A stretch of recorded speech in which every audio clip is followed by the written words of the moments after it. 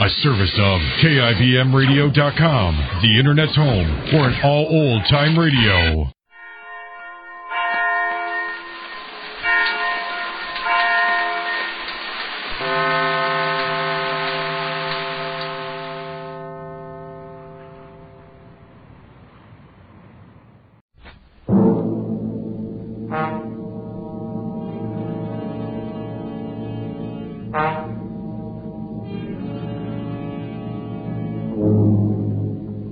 Trapped in the native quarter of Mozambique.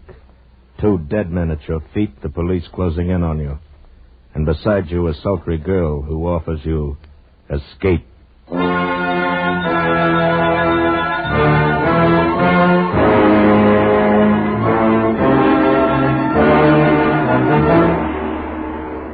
Escape, produced and directed by William N. Robeson, and carefully contrived to free you from the 4 walls of today.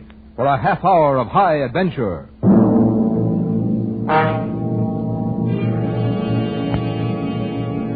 Tonight we escape to Portuguese East Africa, to the fetid alleys and dangerous rooftops of Mozambique, in the highly incredible yet somehow thoroughly plausible adventure by Percival Gibbon, entitled The Second Class Passenger.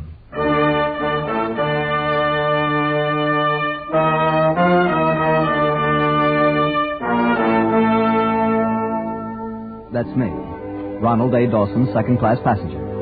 Oh, I could have afforded first class by pinching a little here and there, but nobody back at Rolson's department store in Cedar Rapids will ever know. The important thing is they're saying Ronald Dawson in drapery is taking a cruise around the world. And then there's really very little difference in the accommodations. And the second-class passengers are every bit as interesting as the first-class crowd. Take Miss Patterson, for instance. You'd look far to find a more charming, likable, altogether desirable young lady. Just the life of the party. We've gotten to be quite good friends by the time our cruise put in at Mozambique. Although the competition was always stiff, I can tell you. There were times I wish those other two, Jones and Twitchell, had missed the boat somewhere along the line. Well, we've still a good couple of hours before we sail. How about a ride in one of these native carriages, Miss Patterson? Oh, dear, do you think they'd be clean? Personally, I doubt it. Although I don't know as I should care too much now. That Wuzo made me so woozy. Great stuff, Uzo. It would take a Greek to think up a drink like that. Or to drink it. American gentlemen like to buy pictures? No. Very interesting pictures. Take a look. Oh? No. Go away. You know, we might do the port, though. The guidebook says it's the main point of interest. Now, let's see. Built by the Portuguese in 1600. Oh, dear, never mind the statistics. I dare say the fort would be as dreary as the rest of the place. Oh, yes. Mozambique's not at all like what you would imagine Mozambique to be like. No. Well, it's a one-horse town, all right. Main street and a couple of alleys. Oh, and it's so dirty. You know, you'd think they'd do something about it in this day and age. I'd like to buy a fine knife. No. Field Point. Look, all fine work. Him belong to big Tanganyika chief. I said no. Dear. Maybe someday wanna need fine sharp knife. No. Now, get out. What did I need a knife for? To protect yourself from the savage natives, old man.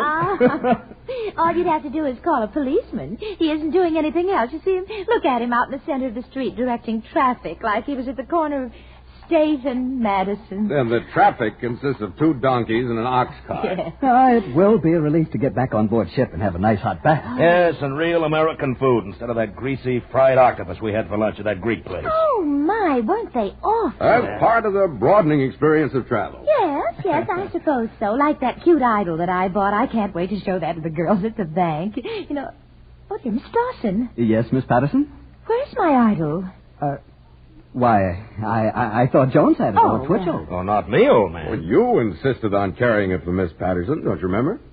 Oh, dear, I must have left it back at the Greek restaurant. I'm so sorry. Oh, I did so want that idol. Don't you think you could go back for it, Mr. Dawson? Well, yes, of course.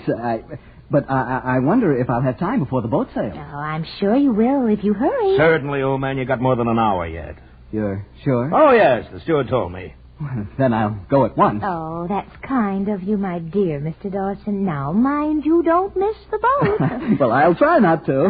Why, chances are I'll catch up with you before you've reached the landing stage. Fine. We'll wait for you till the very last I could have throttled that supercilious Jones insisting I had time.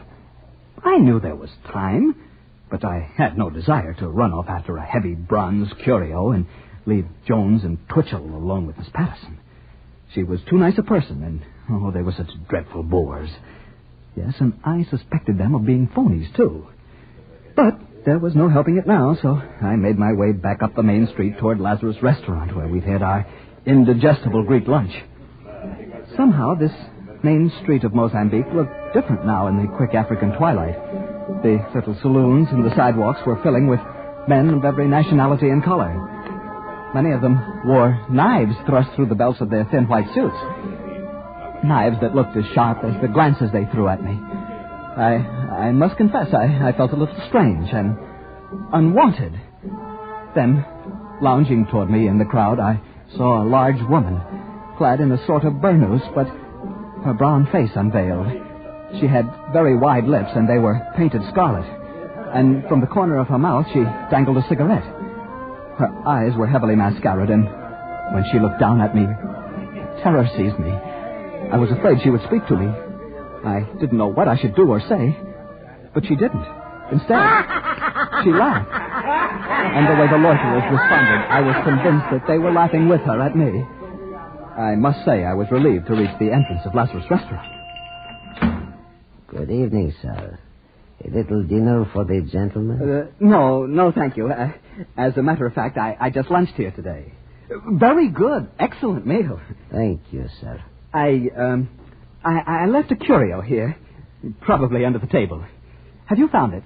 A curio? Yes, some sort of a brass god. It was wrapped in newspaper. Oh, yes. We got him right here for you. Oh, that's good. That's fine.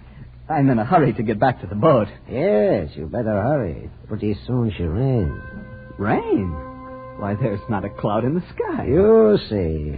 Every night she rains in Mozambique. Well, you ought to know, but I still doubt it.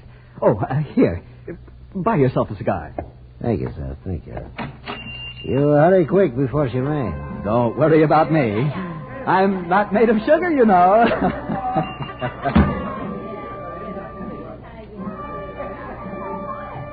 In just the few moments I'd been inside the restaurant, night had fallen. That sudden nightfall of the tropics. I looked overhead and clearly saw the stars. Thinking what a bad weather forecaster the Greek was, I tucked Miss Patterson's silly bronze idol under my arm and started off for the waterfront. I hadn't gone 200 yards when a large, warm drop of rain splattered on the back of my neck. Then 2 more on my hat. And before I could take cover under an arch, it was raining like Iowa in April. It didn't look like it would let up soon, and I wondered if there might not be a shorter way to the waterfront than the long walk down the main street and then the long way to the left along the docks. Surely one of these alleys that turned off to the left would lead me directly to the harbor and the landing stage. So I left the protection of the archway and turned into the alley at my left. 4 steps from the main street, and I was engulfed in darkness, wading through filth and mud over my ankles. But I was certain that I was on the right track, so I walked on and went straight into a blank wall. I turned to retrace my steps, but I could see no lights anywhere. I felt along the wall until it gave into another alley, followed it to another blank wall, and thence into another one. And now I knew I was lost. And now it began to rain in earnest. It pelted. It stamped. It whipped. It stung. It flashed. In a moment, I was drenched to the skin. If it was dark before, it was now black as a tomb. I struggled onward because it was too terrible to stand still and feel myself being beaten to the earth by the sheer weight of the rain. I don't know how far I walked through those foul and fetid passageways, nor for how long. But at last, feeling my way around a corner, I saw a slit of light, a horizontal flicker beckoning beneath the door, and I heard voices. I lifted the bronze idol and rapped on the door with it, and the voices stopped.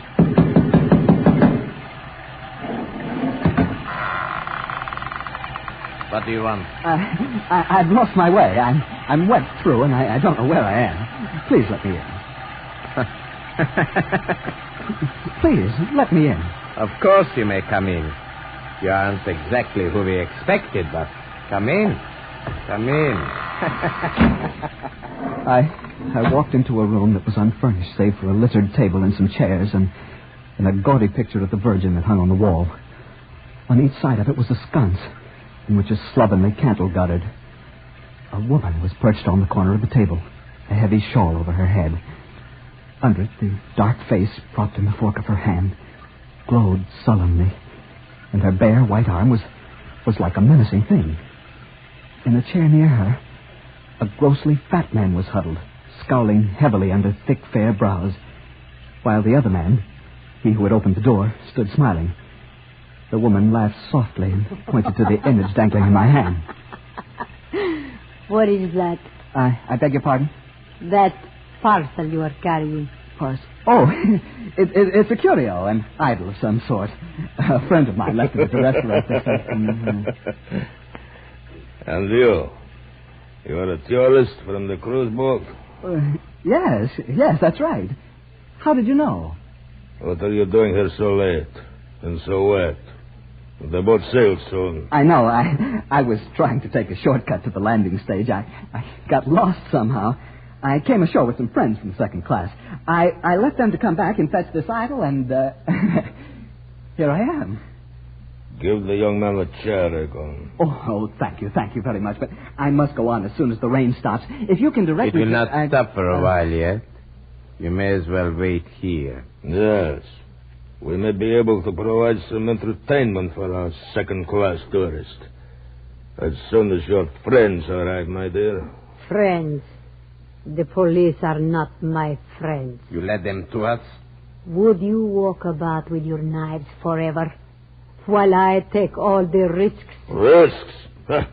7 months you have done what you willed, untouched. I bought you freedom for 7 months, with smiles and love. Now you take your turn. One uses a knife, one goes to prison. 1 month, 3 months, 6 months. Who knows? You could have talked with the prefect of police again. Again and again. And for what? Life is not spending money.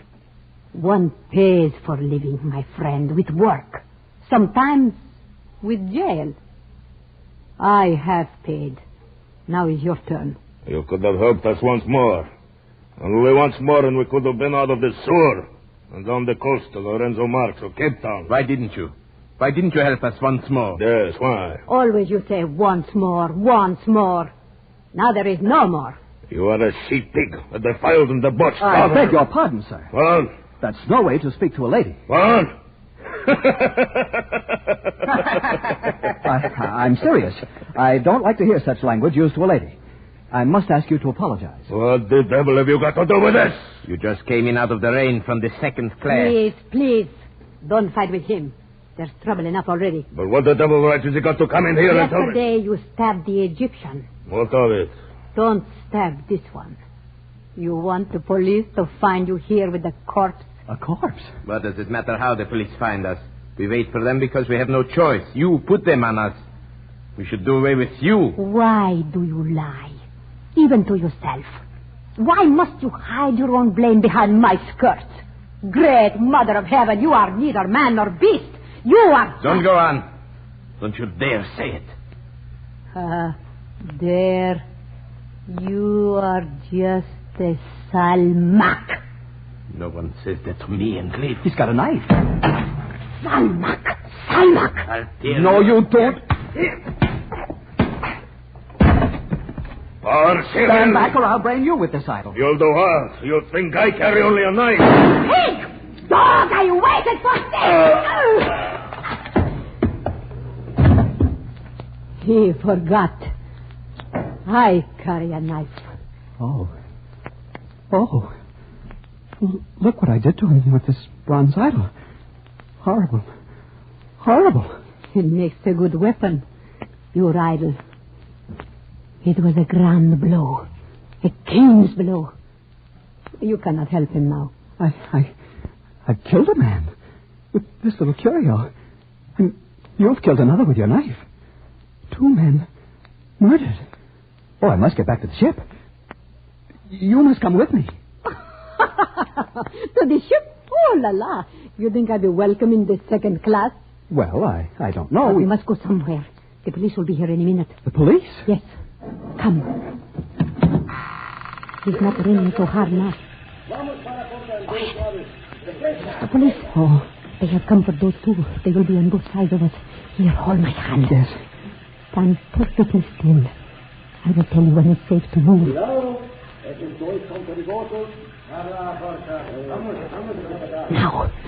They are all around us so they won't hear us. Come, now. Where are we going? We are escaping. But if you know from what we are escaping, you would not care. Where? Hurry. Hang on to my hand. And hurry.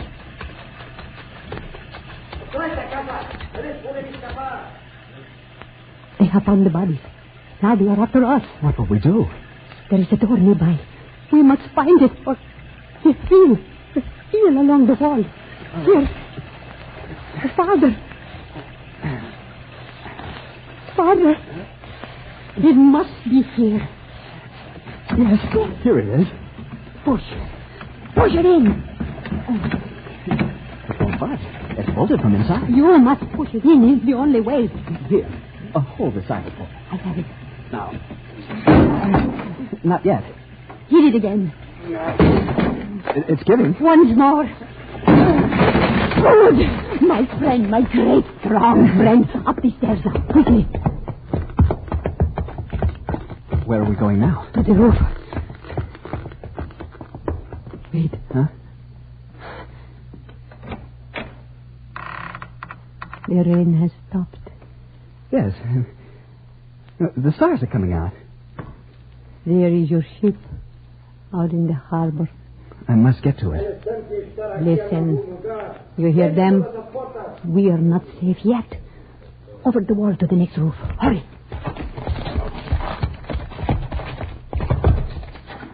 Now, over to the next parapet. Up. Oh. Are you all right? Come up quietly. Yes.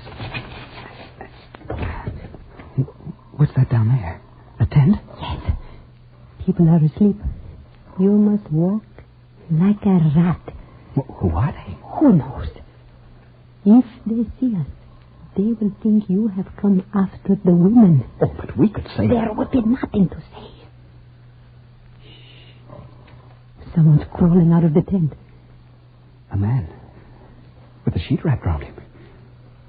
He's coming this way. Yes. Why doesn't he see us? His eyes are clouded with sleep, perhaps. If he sees us? It will be too late. Then he won't. There. And there. Well, that took the fight out of him. Take this, my little knife. Just a prick, and he is quite safe. Oh, no, he's still enough now. He won't harm us. I really did him in, didn't I? It was splendid. With only the bare hands to take an armed man. Armed? I didn't know he was armed. Of course. Of that you may always be sure. Look, there in his loincloth. A dagger. At least 6 inches. Yes. You are truly magnificent, my friend. You are a man. You are a woman. Then? Wonderful woman.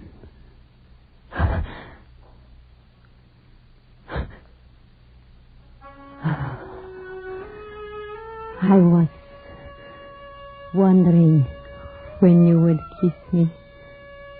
When you took offenses what the Russian said to me. I knew you would. But I wondered how soon. Yes, I suppose I knew too, in a way. At least I thought how much I'd like to... But I wouldn't have had the courage before all this, I suppose. Courage. Your courage is of the lion. Your strength is of the great bull of Swahili. Thank you. Thank you. I wonder if we're far from the landing stage now. I mustn't miss my boat, you know. You want to go back to the second class? Well, naturally. That's what I was trying to do when I knocked on your door. Goodness, I've missed my dinner as it is. Missed your dinner? Yes, that is so. But haven't you gained something else? What? Me. Look. Look at me. Is it nothing, friend, that you have saved me for yourself? Yeah, but... You conquer men as though you were bred on the roofs of Mozambique. You fight like a hero. A rush, a blow, a tumble, and you had them lying at your feet. Are you not glad that it was all for this? For me? Oh, kiss me.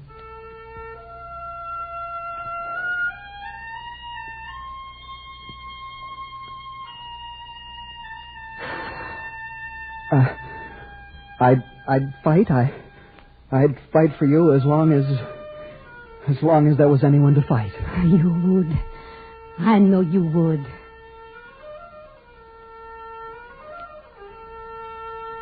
You lead on. Where? Wherever you will. Come.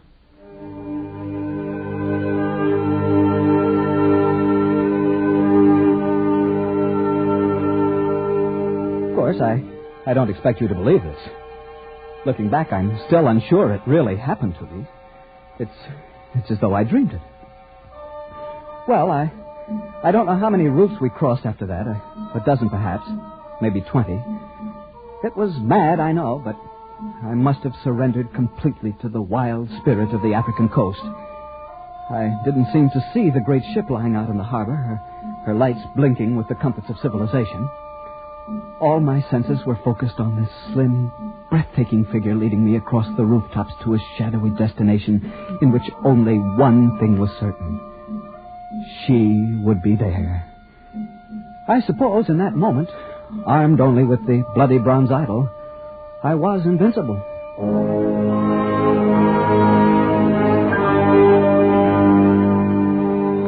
At last she led me down a creaking wooden stair that hung precariously on the sheer side of a house. And once more we were in the mud of a gloomy alley. Even the way she slid her arm along mine and softly grasped my hand filled me with greater power than I had ever known. Hand in hand we made our way down the alley and out into a little square where a night breeze rustled in the palms and smelled of the sea. And across the way a dim light showed through a big open door. The little church of San Sebastian. Oh. Onde pensa que você vai? The police. After all this? Não tenta escapar. O quê? É que você quer comigo? Eu tenho ordem de prendê-la. Por quê? Eu não fiz nada. Veremos. Me acompanhe agora. Vamos. Vamos, capitão. Devia haver outra maneira de resolver isto. Esta vez não o pega mal. Você está presa. What's the matter with him? What's he want? He says he won't let me go. The devil he won't. What's he want you for? Oh, my friend. This little policeman, they always arrest me when they get a chance.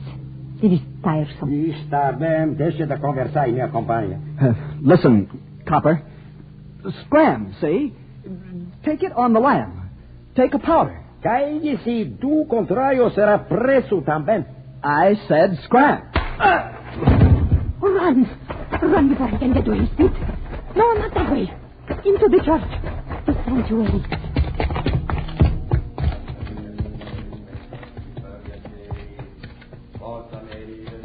My magnificent one. You fear no one. You fight for me. So long as there is anyone to fight. Yes. There will always be someone to fight. They will never leave us alone. Will they follow us in here? These police might do anything. But I know one door they will not dare follow us through. What is that? Come. This way.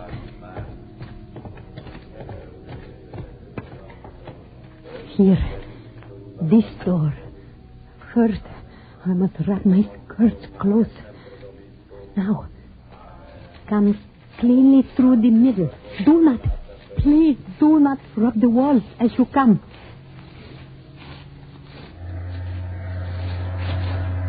There. We are safe for a while. They will not follow us through that door. Why not? It was the door of the lepers. The door of the... It's all right. We didn't touch the portals. See, down the alley are the lights of the waterfront. Yes. Oh, where do we go now? Oh, we have a little time now to breathe the clean air of the harbor. And then I know a little place where someone is coming. Get back in the shadow until they have passed. It certainly was something to write home about. Listen. What is it? I wonder what's happened to good old Dawson. Oh, drenched. I hope he's found my idol. The idol.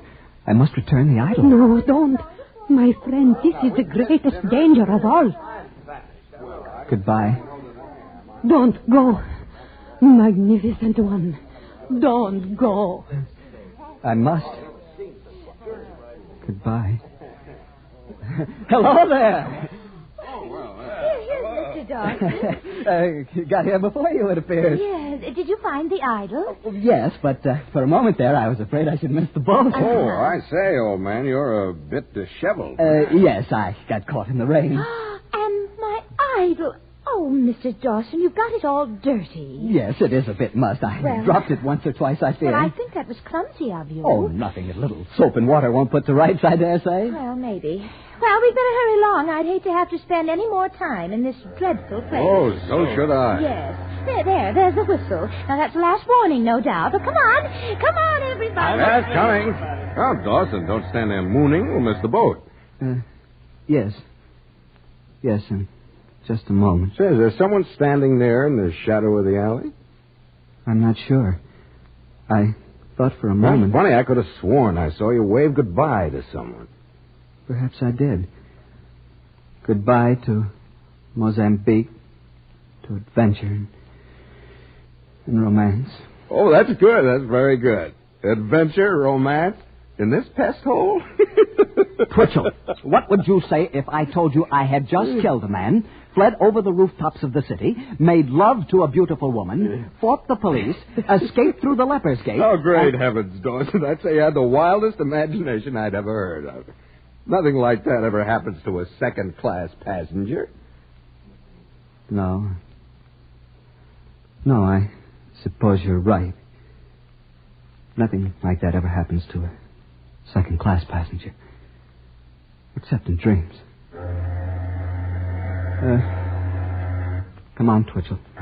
We'll miss the boat.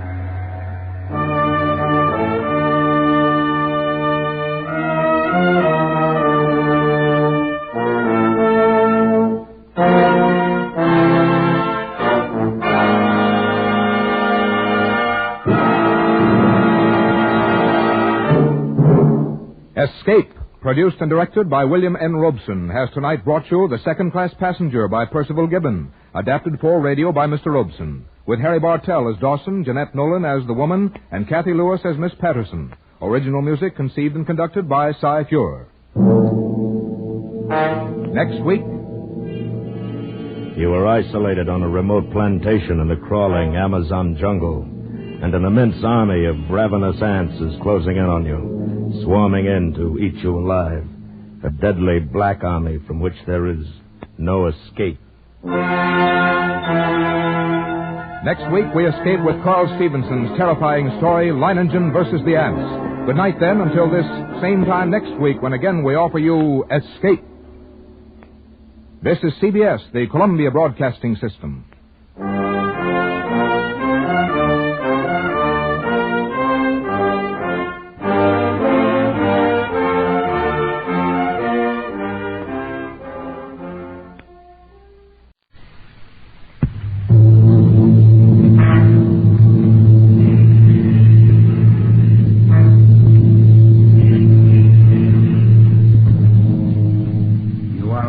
On a remote plantation in the crawling Amazon jungle, and an immense army of ravenous ants is closing in on you, swarming in to eat you alive. A deadly black army from which there is no escape.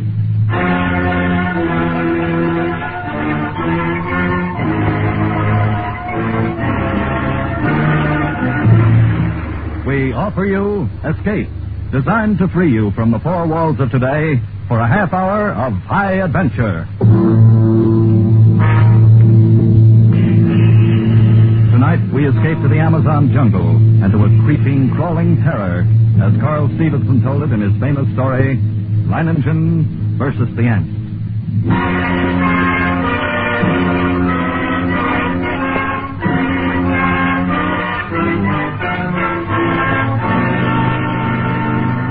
I first met Leiningen while performing my duties as district commissioner. As my boat neared plantation landing, I saw him upon the riverbank, regarding me with mild interest. A great hulk of a man with bristling gray hair, bulky nose, and pale eyes. His entire appearance somehow suggested an aging and shabby eagle. He escorted me to the terrace and had a drink brought. I came quickly to the point of my visit and issued my warning. Leiningen puffed placidly at a huge cigar as he listened, and then said, Exactly what are you trying to tell me?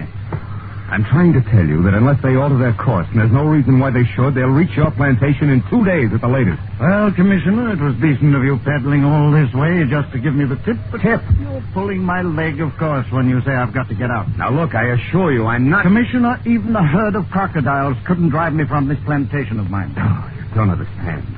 These aren't creatures you can fight. They're an elemental force, a gigantic catastrophe. 10 miles long, 2 miles wide. Ants, nothing but ants. And each one as big as your thumb, and each of them a fiend from hell. Unless you clear out at once, there'll be nothing left of you but a skeleton, picked as clean as your own plantation will be. I'm not going to run for it, Commissioner, just because trouble's on the way. But it isn't trouble, it's... And don't think I'm the kind of fathead who tries to beat off lightning with my fists either. I've got a better weapon, Commissioner. Intelligence. With me, the brain isn't just a second appendix. I know what it's there for. Can't I make you understand the hideousness... I think it is you who do not understand. In the 3 years I've been here, I've met and defeated more than one catastrophe. Flood and drought, a plague. Events which caused many of my neighbors to flee for their lives. No, Commissioner, all my life I've lived by one motto. The human brain needs only to become fully aware of its power to conquer even the elements. Leiningen, your obstinacy is endangering not only your own life, but the lives of your 400 workers and their families. You don't know these ants. I tell you, you don't know these ants. But Leiningen merely sat there, puffing at his cigar and regarding me with a sardonic grin. And I knew it was hopeless. As I boarded my launch and cast off, I turned to look once more at this man who calmly intended to defy one of the world's greatest scourges. I felt a sudden resentment toward him, and yet, with it was something else. I had never met a man like that, and I couldn't help wondering what combination of elements made up such a creature.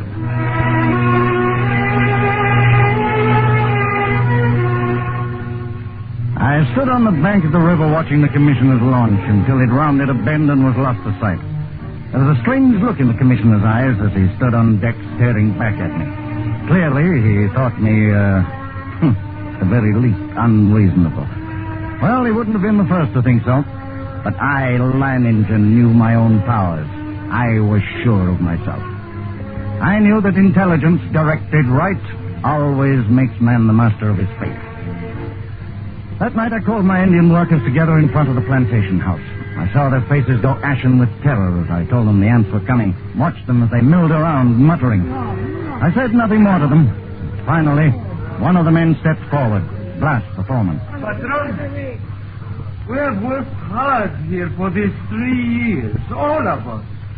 We have built the finest plantation in this district. We all share in it. It has been a home for all of us and our families. Now the ants come. So? Those ditches we dug last year, the pipe we put in the ground, that was for the ants? That was for the ants. If we moved our families across the river, the ants could not reach them. That's right. And you? The ants are mighty. We know what they can do. All of us think that you are my friend. Yes, you Patron. We will stay and fight against the ants with you. I knew the men would give me that answer. I'd counted on it. Suddenly I thought of the commissioner and wondered what he'd say at such unquestioning confidence. Would he still think I was, unreasonable? All that night, I could not get Leiningen out of my mind. One man who calmly evaluated his chances against a deadly menace, coolly decided that he could win, and was willing to take his life on it, to risk a horrible death for it. It was terrifying, and yet it was fascinating. When dawn came, I sent for my assistant.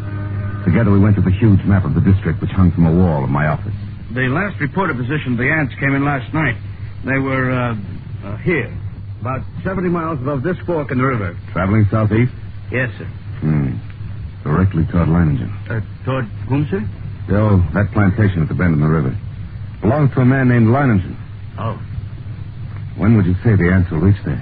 Why, I don't know, sir. I imagine about tomorrow noon. Tomorrow noon. Still time. Still time? What do you mean, sir? Oh, nothing. Never mind.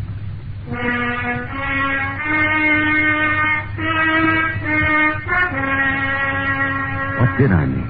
Still time for what? For Leiningen to flee, or still time for me to... Even as I rejected the thought with horror, I knew that the fascination of that man was more than I could resist. That Leiningen's fight was drawing my mind, drawing me back toward that plantation and death. I knew past all doubt that I was going back to Leiningen's plantation. I had to.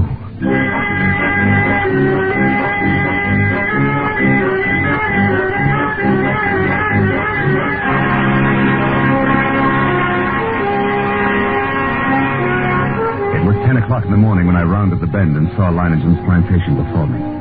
I put in at the dock and tied up the launch, and then I saw him standing on the bank above me.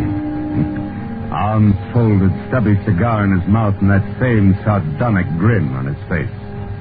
I made my way up to him. Back for another warning, Commissioner? No. Oh, back to stay a while? Yes.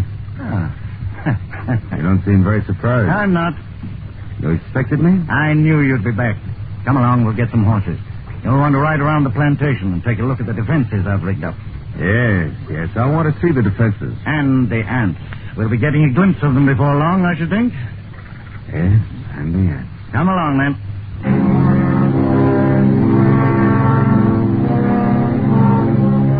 The defenses Leiningen had devised were quite impressive.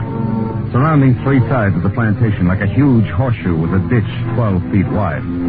The ends of this horseshoe-shaped ditch ran into the river, which formed the fourth side of the plantation. And at the upriver entrance to the ditch, Leiningen had constructed a dam by which river water could be diverted into the ditch. A large hand wheel controlled the floodgate of the dam, and apparently Leiningen had ordered it opened immediately after my arrival. For as we now approached the ditch and rode along it, I could see that it was nearly full.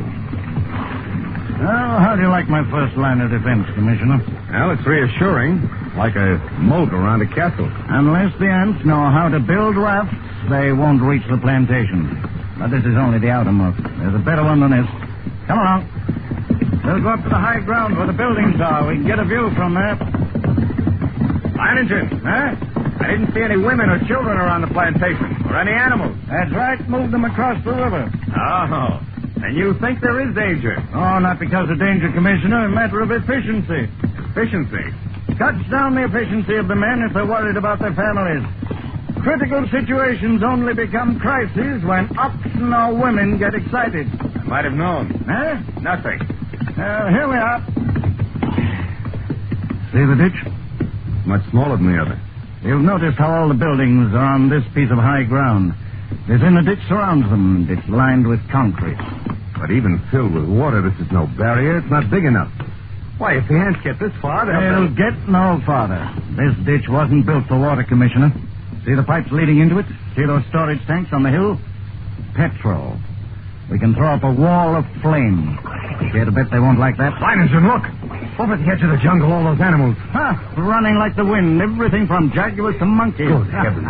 Remember, they don't have any ditches. And there's no escape. They'll be all right as long as they don't get caught between the river and the ants. They can outrun the crawlers. But if they get trapped, it's either the ants or the crocodiles. Look over there on the horizon. There are your ants. Look at them.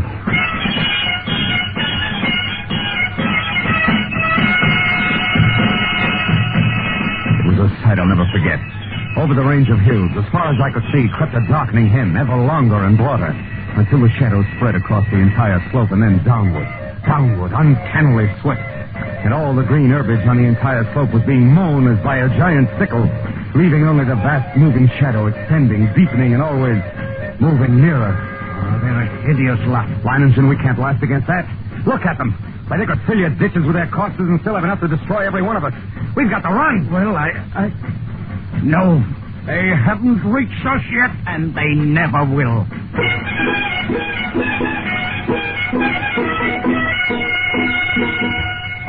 The hostile army was approaching in perfect formation. No human battalions, however well drilled, could ever hope to rival the precision of that advance. Along a front that moved forward as uniformly as a straight line, the ants drew nearer and nearer to the water ditch. As they approached, two outlying wings of the army detached themselves from the main body and started marching along the sides of the ditch, no doubt expecting at some point to find a crossing. And during this hour-long flanking movement, the main army remained still. Across the scant 12 feet of ditch, I stared at them. And they stared back at me. A solid mass, every one as big as my thumb, with a reddish-black body and long legs. Suddenly, a sound so unearthly as to freeze our blood jerked our heads in the direction of the jungle on the far side of the ditch. Coming toward the ditch at a stumbling gallop was a singular being, a writhing, animal-like, blackened statue, with a shapeless head and four quivering feet. It was a stag, covered over and over with ants. Leiningen threw up his rifle, and the stag fell lifeless to the ground, its agonies at an end. Horrified as I was, my curiosity impelled me to glance at my watch. I had to know how long the ants would take.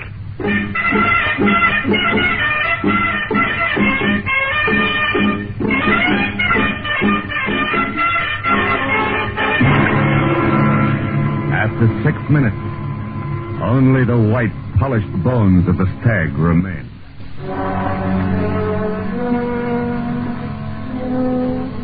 Now I could see a change in Leiningen. Gone was the sporting zest of the novel contest. In its place was a cold, violent purpose to send these vermin back to the hell where they belong. If he did not, we were both only too sure of the alternative. And now we even knew how long it would take the ants once they got to us.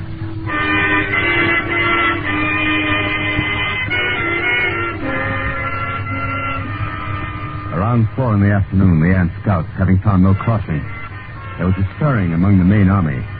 And then an immense flood of ants, about 100 yards in width, commenced pouring in a glimmering black cataract down the far slope into the water-filled ditch. Thousands drowned instantly, but the rest began using the bodies as bridges. Leiningen immediately swung into action. Tanayo! Get to the dam. Open the floodgate more to get the water in the ditch moving faster. Si, senor. Oh, look at them drowned by the thousands. Yes, but they keep coming. Even though the current carries many of them away, they're advancing. We'll fix them. Blast! How about those shovels and petrol sprinklers? Have you passed them out to the men? It has been done. Then get all hands here in a hurry. This looks like the spot for action. Commissioner. Yes? Beginning to see what I was talking about? What do you mean? About intelligence being more than a match for anything it tackles. Take the ants. They've got no intelligence. If they had, they'd have attacked along the whole length of the ditch instead of a narrow front like this. They'd have been across by now. Too bad for a mine not running their campaign. You can joke about it like that with the ants halfway across the ditch? All right, man. Busy with the shovels now. Dump some sand and clods on them. See how they like that. And you with the petrol sprinkler, start something. They don't like it, Commissioner. They don't like it a bit. Look at them. Yes, but look at the ones on the far side of the ditch. Whole clumps of them rolling into the water. The rest are using them for bridges. What's keeping Tanayo? He should be at the dam by now. They're getting across. More of them. Oh, grab a shovel, Commissioner. Make him regret it. What's the matter? Something's rolled up my shovel. They're on my ass. Into the petrol, idiot. Douse your paws in the petrol. Keep at it. Keep at it. You're lost if you stop now. The water's moving faster. Tanayo got the floodgates open. Yeah. Look at the ants. They can't hold their own against the current now. They're being washed away. Look at them, Commissioner. The water's carrying them away. We beat them. We've won out.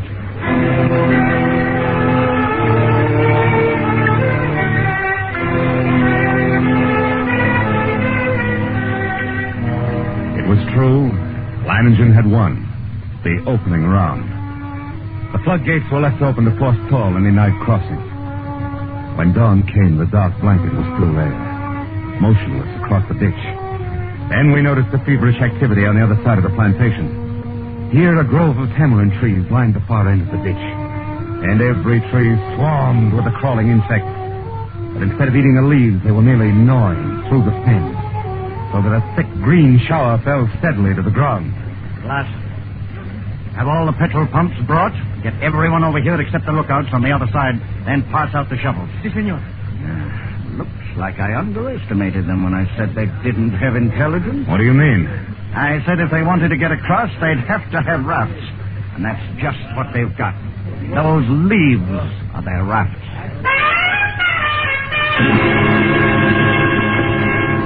Even as he spoke, the leaves went tumbling down the far bank by the thousands. The current drew them away from the bank, and each leaf was crawling with ants. Don't worry, Commissioner. I've still got a trick up my sleeve. The water! This is drying up. Of course it's drying up. That's the plan. Those are the orders I sent to the dam. Are you mad? As soon as it's empty, what's to prevent the ants from... Look, the water's way down. It's almost dry. They'll be able to come across the bottom. They'll not make it if the man at the dam carries out his orders. He should have opened the gates again by now. To flood the ants? Right. What a chance to take. If anything should happen, don't you... Here it comes. Here comes the water. Now we'll get the crawlers in the ditch a good ride out into the river. There. Look at them go.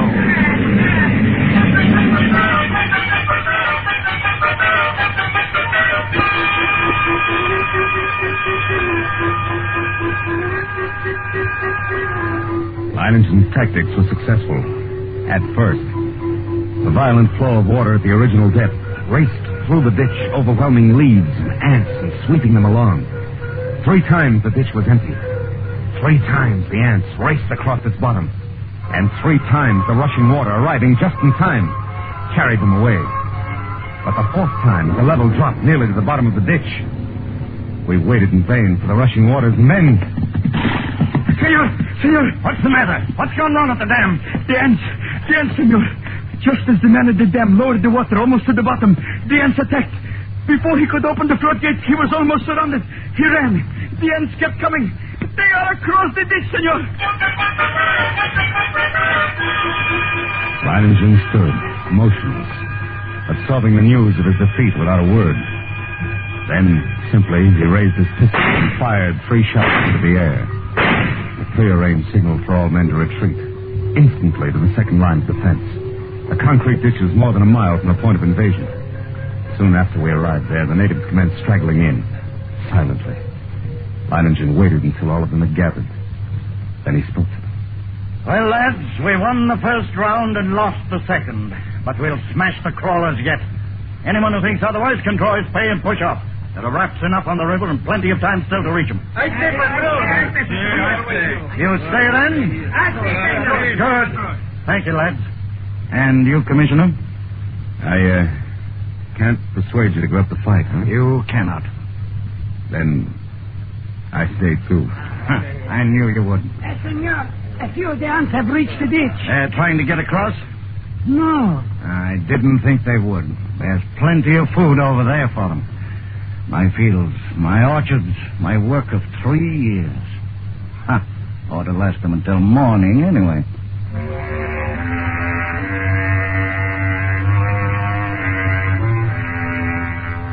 Yes, we were safe for the moment.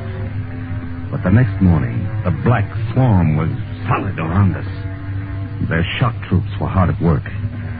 They were dropping shreds of bark and twigs and leaves into the petrol-filled ditches, forming a floating bridge across the surface of the liquid. Leiningen stood silently watching this operation, and I could see a grudging admiration in his face. Then, after several hours, the attack came.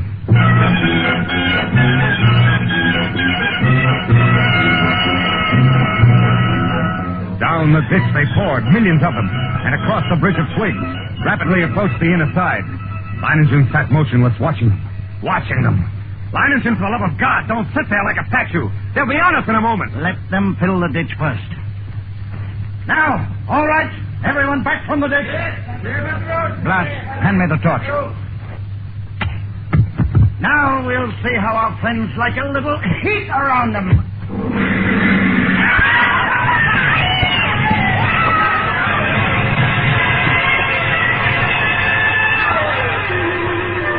The flames from the ditch shot into the air, devouring ants by the million. It was some time before the petrol burned down to the bed of the ditch. And when it did, the devils came back for more. Again and again, Leiningen fired the ditch to destroy them. But as they returned to the assault time after time, a slow, sickening horror crept into my mind.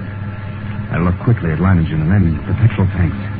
He read my gaze, nodded slowly. That's right, Commissioner. We could hold them off forever if our supply of petrol was unlimited, but it isn't.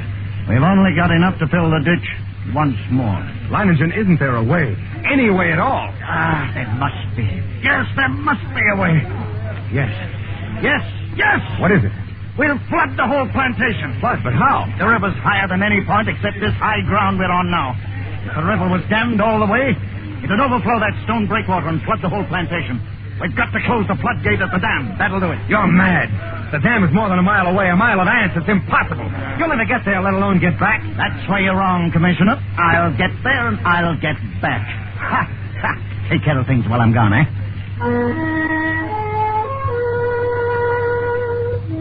I watched him as he calmly pulled on high leather boots, threw gauntlets over his hands, and stuffed the spaces between breeches and boots, gauntlets and arms with petrol-soaked rags. He shielded his eyes with close-fitting mosquito goggles and plugged his nostrils and ears with cotton.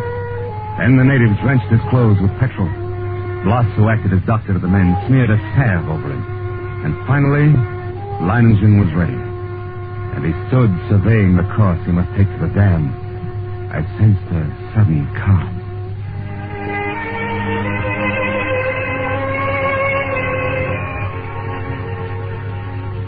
As I stood near the ditch ready for the run, I realized this was as it should be. I, Leiningen, would meet the ants and defeat them, or be defeated by them. Leiningen versus the ants. Yes, it was right that it should be like this. But now there was no more time for thought, only action. I took a deep breath and then bounded across the ditch and among the ants. I ran in long, equal strides with one thought, one sensation in my being. I must get through. I dodged all trees and shrubs. Except for the split seconds my soles touched the ground, the ants would have no opportunity to light on me. I ran on. I was halfway to the dam before I felt ants under my clothes and a few on my face. I struck at them mechanically, scarcely conscious of their bite. The dam drew toward me slowly. The distance grew less. Less. Finally, only 100 yards away. 50. Then I was there. I gripped the ant-covered wheel. Hardly had I seized it when a horde of ants flowed over my hands and arms. I strained. Slowly the wheel turned. Turned more. Floodgate was swinging slowly shut. And then more shut. The water was rising behind the breakwater, closer to the top. Closer. Then it was spilling over. The flooding of the plantation had begun. I let go of the wheel. Started back through the ants. For the first time I realized I was coated from head to foot with the fumes. Tongues of fire stabbed me as they bit into my flesh. I almost lost my head with the pain as I ran, knocking ants from my body, brushing them from my bloody face. And then one bit me just below the rim of my goggles. Managed to tear it away. The agony of the bite and its venom drilled into the eye nerves. I saw an outward circles of fire into a milky mist. I was almost blinded, but I knew that if I tripped and fell, I ran on, my heart pounding as if it would burst, blood roaring in my ears, a giant fist battering my lungs. Then I could see dimly that wall of flame at the ditch. But it was too far away. I couldn't last half that distance. I stumbled. I felt myself being swarmed over, devoured. Tried to rise. A great weight. And suddenly the vision of the half-devoured stag in my brain. 6 minutes, then nothing but bones. I couldn't let that happen to me. I couldn't die like that. To my feet. My feet. I myself forward. Toward the flame. The ditch. Ring of flame. Closer now. Only a little farther. 10 steps. 8. 5.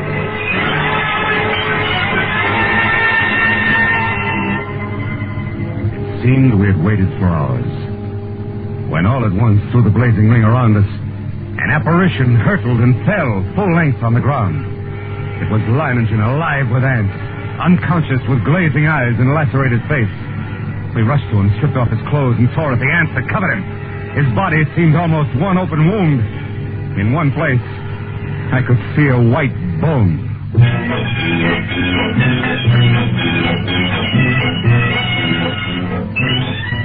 Later, as the curtain of flame lowered, I looked out where that blanket of ants had been and saw only a vast expanse of water covering the entire plantation and working its way to within a few feet of the concrete ditch. The ants were gone, drowned, and Leiningen had won. He lay on his bed, his body swathed from head to foot with bandages, but alive and still in command. Everything in order? Everything's in order. I told you I'd come back. Even if I am a bit streamlined. He grinned, shut his eyes. He slept.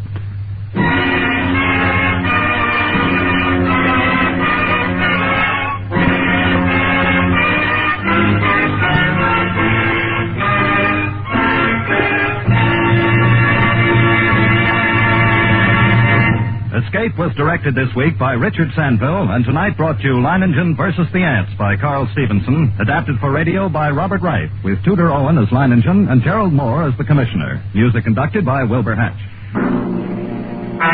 Next week, when you're tired out from doing nothing all weekend, when Blue Monday stares you in the face, next week at this time when your problems seem just too much for you, we offer you Escape.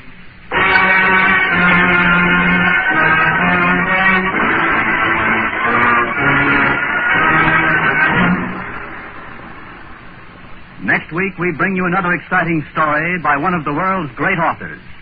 Good night, then, until this same time next week, when once again we offer you Escape.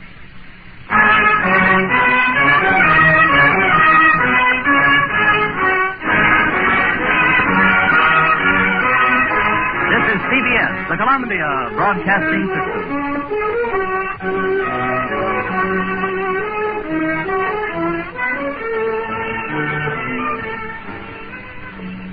Suspense, which is usually heard at this hour on Thursday nights, is taking its customary summer holiday. Suspense returns to the air 3 weeks from tonight on Thursday, September 1st.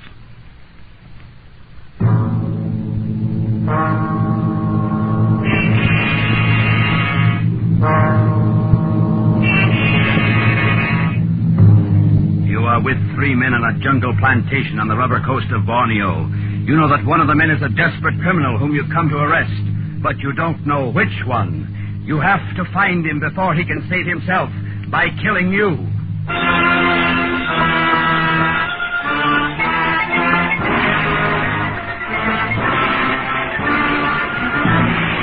We offer you Escape, designed to free you from the four walls of today for a half hour of high adventure.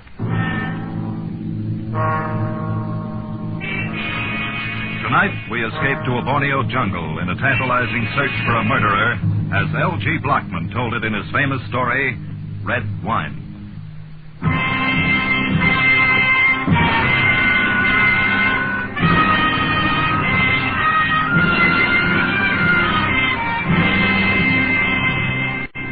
As the rusty little tramp freighter bumped against the rickety wharf, I dropped from the rail onto the planking, and for the first time felt the humid heat roll out of the jungle like steam from the back door of a Turkish bath. I'd come a long way. 6 days before, I'd stepped off a float in San Francisco Bay, climbed aboard a Pan American clipper headed to the South Pacific. 2 days later, I'd boarded the mailboat in Batavia. And now, Tanyong Samar, sweltering and half forgotten. Last outpost on the rubber coast of Borneo. Yes, a long journey. But here would now mark the end of it. I'd come to arrest a murderer.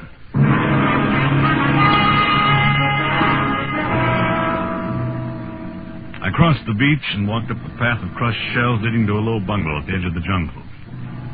The freighter would lie at the wharf for 4 hours. Plenty of time for me to get the thing over with and be back aboard when she sailed. I was expecting danger, of course, but no real trouble. I'd done jobs like this before, so I stepped confidently up on the porch and met Herr Kurt, controller of the Tanyong Samar district. Yeah, I am Mynheer Kurt, the controller. What is it I can do for you? I have a letter of introduction here from the Governor General. Here you are. Yeah. Mr. Paul Vernier from the United States. The Governor promised me your cooperation. So I see. Cooperation? That's good. But he doesn't say cooperation in what? Well, I've come here after a killer, Mr. Kurt. Oh, Dayaks maybe? Headhunters? No, this one's a civilized killer, an American. Wanted in San Francisco for murdering his wife. His name is Jerome Steeks. Oh, I see. Won't you sit down, Mr. Vernier? Yes, thank you. Wonkin, more coffee. That's one, Mr. I bring one way. We will have coffee in a moment. Oh, that's nice of you, but maybe I'd better pick this guy up first. I'd hate to miss the boat and have to lay over 5 days. You are acquainted with this Steeks, Mr. Vernier? No, I've never seen it. But you do have photographs. No, I'm afraid not. This was a very clever killer. He apparently took great pains to see that he was never photographed. He carefully eliminated all the fingerprints as well. What are you driving at, Mr. Kurt? Simply this. There is no one in my district by the name of Steeks. Oh, no, of course not. He wouldn't be using his own name. There is an American here, though, isn't there? 3 of them, Mr. Vernier, employed as foreman on the Cotta rubber plantation. According to my information, Steeks came here from Batavia about 6 months ago. We all arrived 6 months ago on the same boat. The Cotta company is just going back into operation. I see. Well, according to the people who've seen him, Jerome Steeks is a man about 35 years old, of medium height and slight build, pale complexion with black hair and mustache. Amazing. Any one of these men might fit the description, except that all are clean-shaven and heavily tanned from tropical sun. Furthermore, Mr. Vernier, all 3 of the men have light blonde hair. A coffee should have seen it, Mr. Good. Pour out 2 cups, Wong. I'll have Wong bring your baggage up from the wharf, Mr. Vernier. Yeah, thank you, Wong.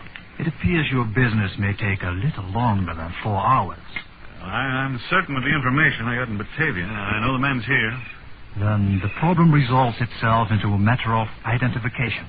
Politiek is a karan. No, an hour's talk with the 3 of them ought to do that. I doubt it, Mr. Vernier. The swamps here at Tanyong Samar are infested with fever. It's always hot, like now. And the jungles back there swarm with long-tailed true snakes and deadly cobras. In the rivers, crocodiles. So? Men rarely come here unless they're running away from something, trying to lose their past. I think you'll find all 3 men have manufactured stories. So, how is one to choose? Well, And moreover, according to this letter, I'm authorized by the governor to assist you in arresting and extraditing Jerome Steeks. 1 man, not 3. So it's up to me, huh? Oh, do not misunderstand me, Mr. Vernier. I will cooperate with you in every way. But I think it will be a very hard thing to identify this man you have never seen when he doesn't wish to be identified. I don't know. Sometimes it's easier to identify a man from his personality than from his physical appearance. And the personality of this man Steeks is something out of the ordinary? Yeah, for a foreman on a rubber plantation, yes. Yeah, I doubt if all 3 of these men can be aristocrats. And in a sense, that's what Steeks is, a cosmopolitan. Lived all over the world, always associating with top society. He's a lover of fine foods and wines, speaks French and German fluently. He's a gourmet, a bon vivant, a man of perfect taste in clothes and manners. And a murderer. Yes, and a murderer. When the 3 men return from the clearing this evening, I shall be happy to introduce you to them. Though it's quite probable they are aware of your identity already. What do you mean? Jungle grapevine. Before you stepped off the wharf, my houseboat told me that you were a detective. Undoubtedly the same information has reached the clearings by now. I see. So in other words, the murderer probably knows who I am and what I'm here for. But I haven't the slightest idea who he is, huh? Exactly. It's quite an interesting thought, isn't it? More coffee, Mr. Vernier?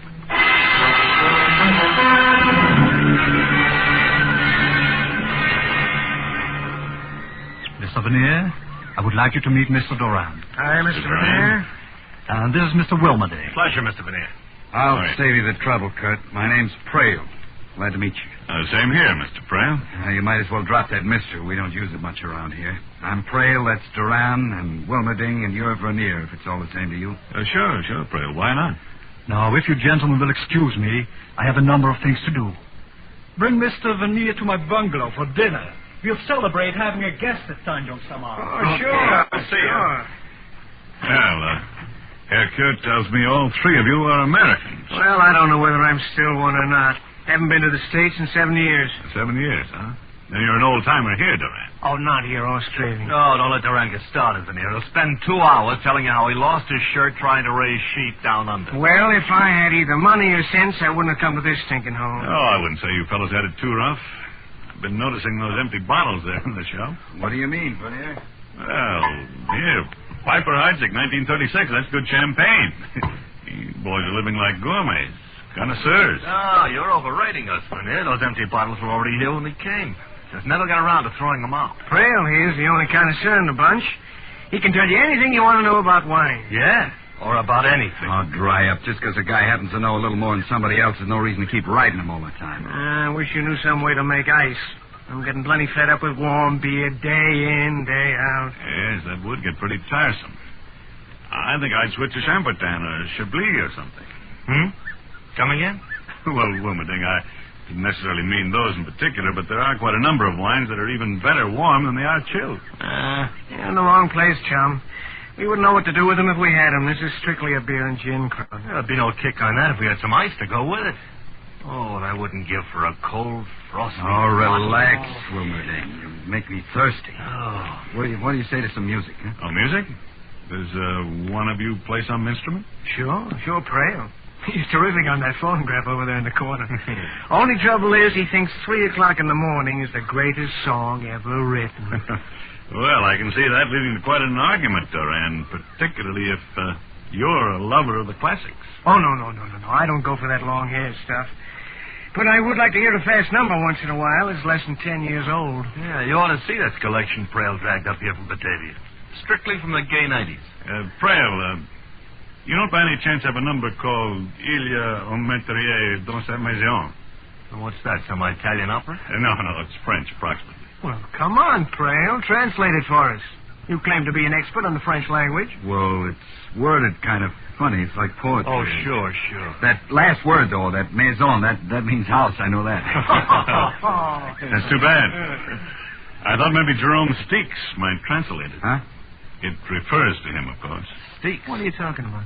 The sentence reads, "There's a murderer in this house." Well, so you're finally coming out in the open, huh? Yeah, we heard you were a detective. Yeah, that's right. So what about it, Steeks? You want to give up now or try to go on with your act? Wait a second, Vernier. I get it now. You're after some killer you've never seen named Steeks, and you figure one of us is it, huh? Yeah, that's right, Prale. Then the guy you're after is Wilmerding. Are you crazy? Who ever heard anybody with a name like Wilmerding unless they made it up? Made up nothing. I got a passport to prove it. What are you trying to do, Prale? Turn attention away from yourself? I got nothing to hide. It's either you or Durand. What? Listen, you can leave me out of this right now. There's plenty of people in Australia that can tell you who I am. Unfortunately, though, there's nobody in Tanjong Samar who can tell me for certain who any of you are. But one of you is a murderer. And by the time the boat gets back here, since I'm obviously not going to be able to leave with her when it sails in an hour, I'll know which one.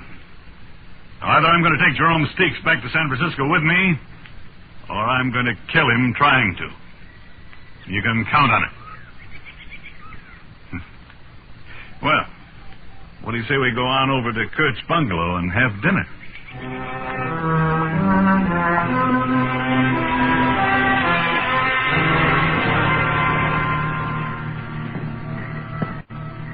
That's Wilmerding's room there. Durant sleeps here, and Trail on down at the end. Oh, yeah. And this is the guest room. At least the only guest room that's usable at the present. Yeah, it looks all right. Well, it's used for the time you're here, Mr. Veneer. Do all of these rooms open out onto the porch? Yes, the veranda, as we call it. And there's no way to lock this door, I suppose. Unfortunately, no. And anyway, the windows are covered only by mosquito netting. It makes another interesting situation, does it not? Yeah, I suppose interesting is the word for it. I assume, Mr. Veneer, that you have not been able to identify your man by his personality. No, whichever one is Sticks is putting on an awfully good act. Most likely they're all acting to a greater or lesser extent, which of course makes your problem exceedingly difficult. Yeah, that's right, Mr. Kent. You did say a man rarely came here unless he wanted to lose his past. And yet you're here. Yeah. Yeah, that is true. But then, I am only a servant of the government and have little choice where I am sent. Well, good night, Mr. Veneer. I sat there in the lamplight for a long time after Kit left, trying to figure things out and getting nowhere. Gradually, the night breeze brought the smell of the jungle into the room. Rich, exotic, fragrant as a midnight orchid. As disturbing as the scent of danger. Or maybe it was danger itself I was smelling. The heavy knife missed my throat by 2 inches. Fell it into a bamboo partition and stuck there, quivering. I dropped down on the floor and slid my .38 out of its holster. I could hear nothing but the rustle of palm thatch along the eaves, low creaks from the pilings underneath the bungalow, and the soft night sounds from the jungle.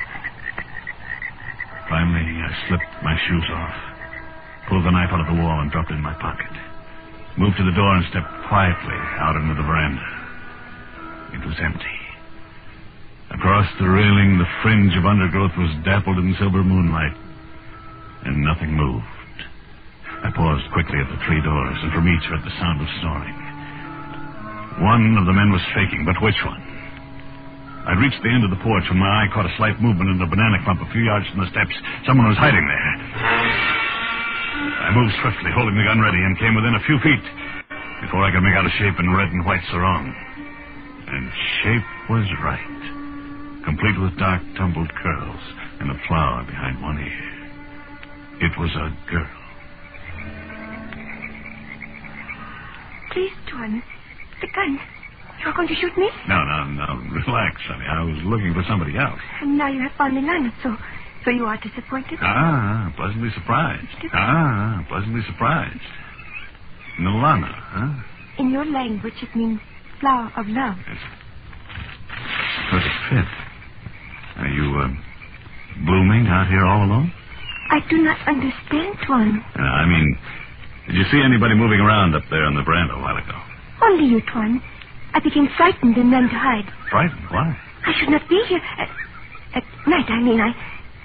Let us talk of something else. All right, Nilana. The moon, for instance? Oh, yes. Look, it is not big and soft and warm. Yeah, all of that. Tuan, you like Nilana, perhaps? Definitely. Why do we not go somewhere else? Along the beach, perhaps? You would like that?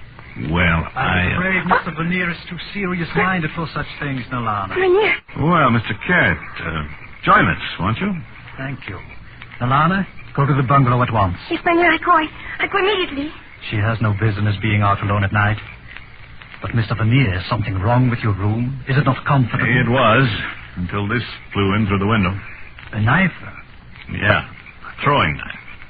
You ever see it before? Oh, yeah. It is one of the collection there in the bungalow.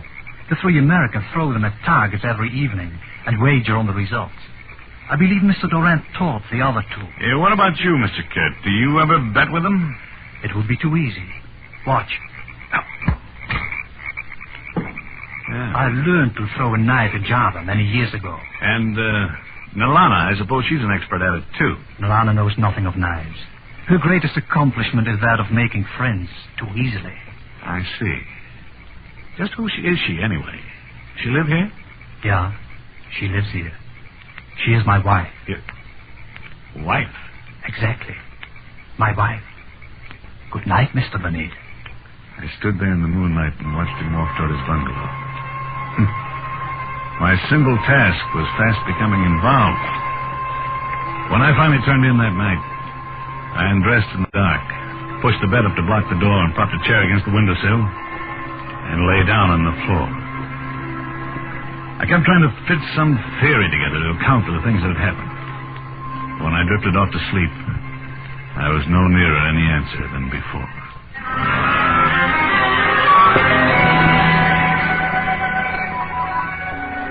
I woke up with the first light of dawn, and for a full minute was ready to predict a peaceful day.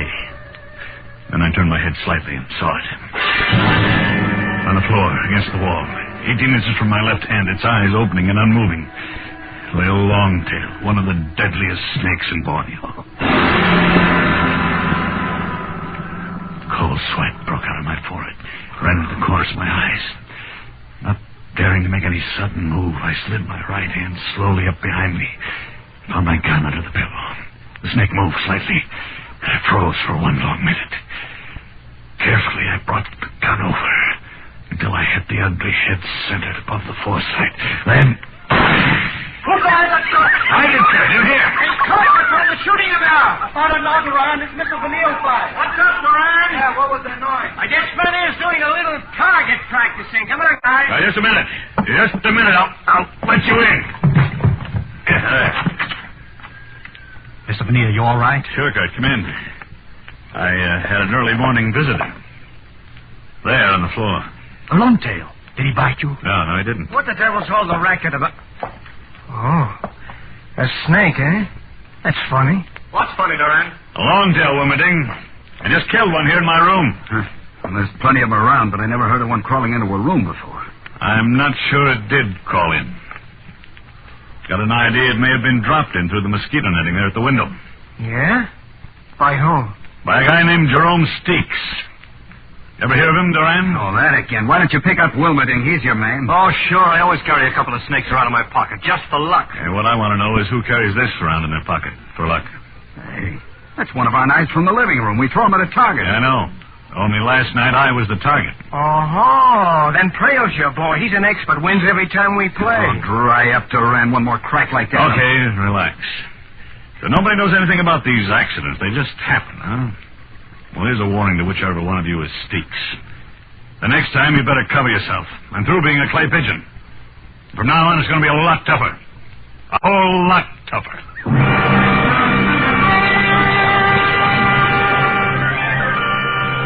That day passed, and the next, and I got exactly nowhere. On the third day, I managed to search the men's quarters and found nothing. Mainly, I'd hoped to find some kind of a bleaching agent. Steeks was described as having black hair, while all 3 of these men were blonde. Furthermore, I was convinced after 3 days of observation that all 3 were naturally blonde. Things didn't fit. They didn't add up. I saw Nalana several times, but had no chance to speak to her. When Herr Kurt was with me, she'd pass without a glance. But if I was alone, she'd manage a quick, provocative smile that sent shivers down my spine. By the 4th day, the tension among us was growing almost unbearable.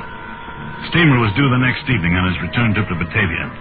I needed a break of some kind, had to have one. And it came at dusk when I dropped in my room to change for dinner.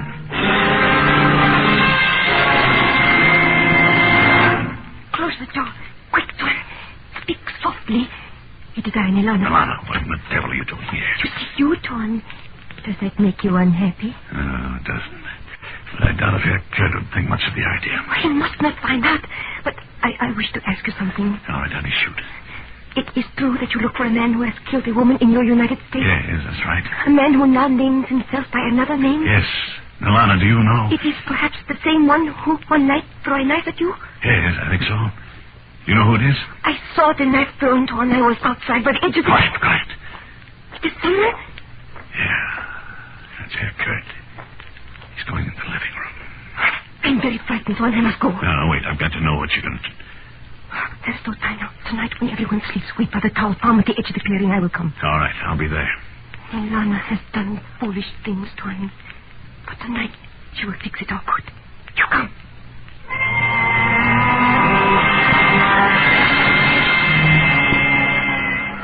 I waited for a long time in the shadow by the palm tree and watched the moonlight sift down through the shaggy fronds. But 2 hours passed and she didn't come. Waiting there, though, in the jungle night, a plan began to form in my mind. Long shot true enough, but one with possibilities. It needed luck to work. But I'd come to the point where I had to count on a little luck. At any rate, I decided to start the ball rolling the next morning after breakfast. Now, wait a minute, Vernier. Let's get this straight. Oh, I thought I put it straight enough, Duran. I said the hunt's off. Boat's due in tonight, and when it leaves, I go with it. You can relax. Oh? What changed your mind? Our sweet disposition? No, exactly the opposite, Wilmerding. Every one of you acts as guilty as the next one, and yet, in 5 days, I haven't been able to find a single characteristic in any of you that fits the description of Steeks. I don't think he's that good an actor. So, I'm going back to Batavia and pick up the trail there. Well, at least you finally got some sense in your head and decided to believe what we told you the first day you were here. No, Duran. I didn't say that. Now, I doubt very much if any of you guys is who he claims to be. I wouldn't be surprised if Duran, Wilmerding, and Trail are all phony names, but that's not my business. Now, I came here after Steeks. I decided now I made a mistake, and that's that. Oh, great. You come in here and push us around for a week and then decide it was all a mistake. I'm sorry, Trail. And I'm going to try to make up for it this evening. See, I'm throwing a dinner party at Harry Kirk's bungalow before the boat leaves tonight. You're all invited. Well, now, that's pretty decent of you, Vernier. Yeah, I'll get some food and drinks from the captain as soon as he docks. If you're as fed up with Ricestoppel and warm beer as I am, you'll be ready for a change. Good. Then it's all settled. And I can promise you at least 2 surprise dishes. Maybe 3, if you care for it. I beg your pardon, gentlemen. Oh, Kurt, come in. I was wondering whether any of you had seen Alana this morning. Not me. Oh, I haven't. Why? What's wrong, Kurt? I'm rather concerned about her, Mr. Vernier. She hasn't been home since early last night. I had a couple of ideas about that myself. Ideas I wish I didn't have. As soon as the rest of the bunch went about their business, I began my own search for Alana. It was nearly dusk before I found her. And then I said nothing about it to anyone. But sitting at the table that night while the dinner party moved along, I kept thinking how she'd never smile again. How she'd never walk in the moonlight again. Because somebody had cut her throat.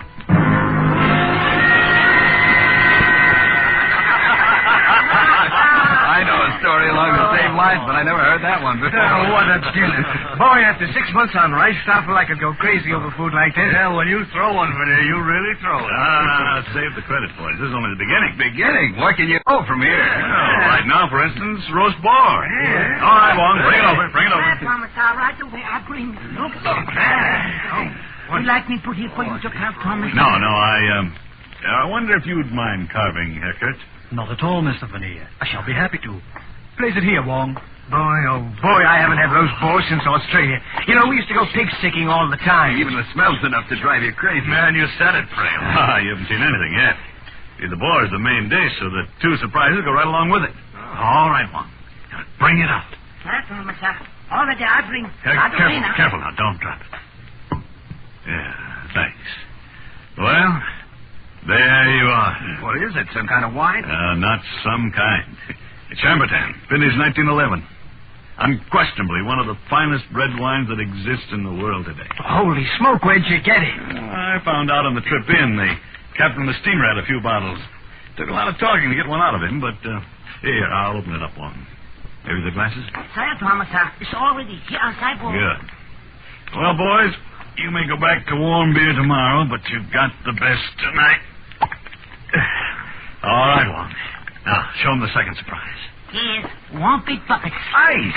Are you honest to gosh cracked up? Boy, I haven't seen a chunk of ice for 6 months. I thought you'd go for that one. All right, Wong. Serve the wine. Sorry, Thomas. It was pretty amazing to find 1911 Samberton in a little tramp trader down here in the South Pacific. Stuff's so rare, it's hard to get at any price. Maybe so, but that ice is what gets me. Yeah, that's it, Wong. Dump plenty in mine. I want to freeze my tongue. Hey, Wong, stop that. What the hell are you doing? Bulletin, what's the matter with you? Why, You mean you're well aware of the fact that ice kills the bouquet of Chambertin? Isn't that it, Steaks? Steaks? You mean Wilmerding is... Once a gourmet, always a gourmet. Now, you were very clever, Wilmerding. Clever enough to keep your hair dyed black for years so you could become a natural blonde if you ever had to make a getaway. Clever enough to permit no photographs to be taken. But not clever enough to keep still and let me ruin a bottle of wine. Easy with those hands. Don't try reaching for a gun.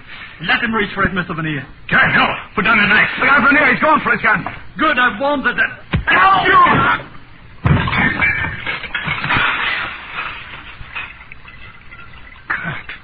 Good Lord, Kurt, you've killed him. I'm sorry you do not have a prisoner to take back with you, Mr. Veneer. But I, too, found Nalana's body. I knew you had been there. I saw your footprints. I'm sorry. Then yes, she is... Nalana had been seeing Wilmerding. I'd guessed it was one of the three, and apparently she found out he was Steaks. Yeah, I know. That was what she was going to tell me. Only he didn't give her a chance. She was young, Mr. Veneer. Foolish, perhaps. But I loved her very much. Look, he knocked over that bottle of wine when he fell. It's pouring out all over the place. Yeah, brother, what a mess. Yeah, Dad. It's quite a mess. Only one thing, though. Not all of it is red wine.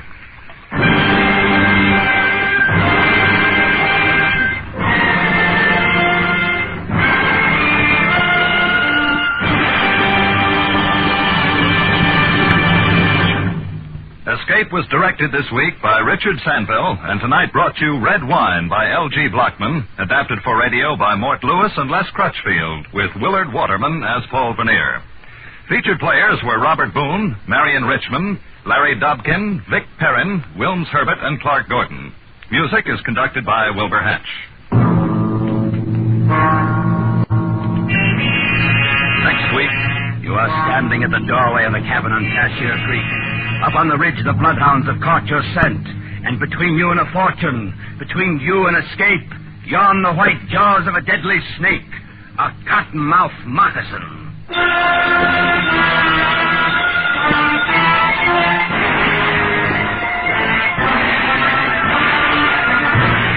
Next week, we escape with Irvin S. Cobb's ironic story, Snake Doctor. Be with us next week at the same time when once again we offer you Escape. Tip Corning speaking. This is CBS, the Columbia Broadcasting System.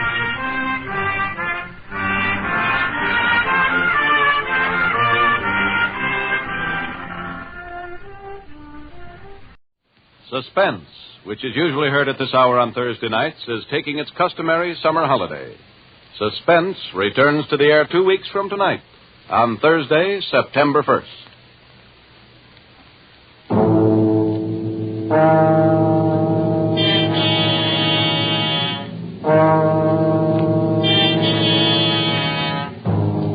You are standing at the doorway of a cabin on Cashier Creek.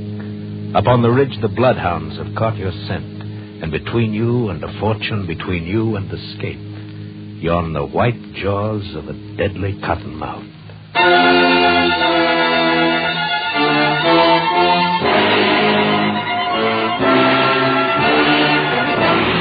We offer you Escape, designed to free you from the four walls of today for a half hour of high adventure.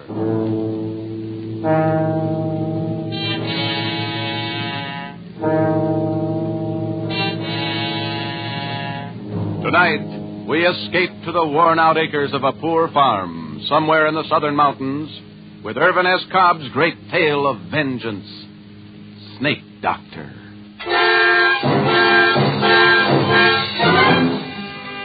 Far back in the southern mountains, it's quiet and hot and lonely.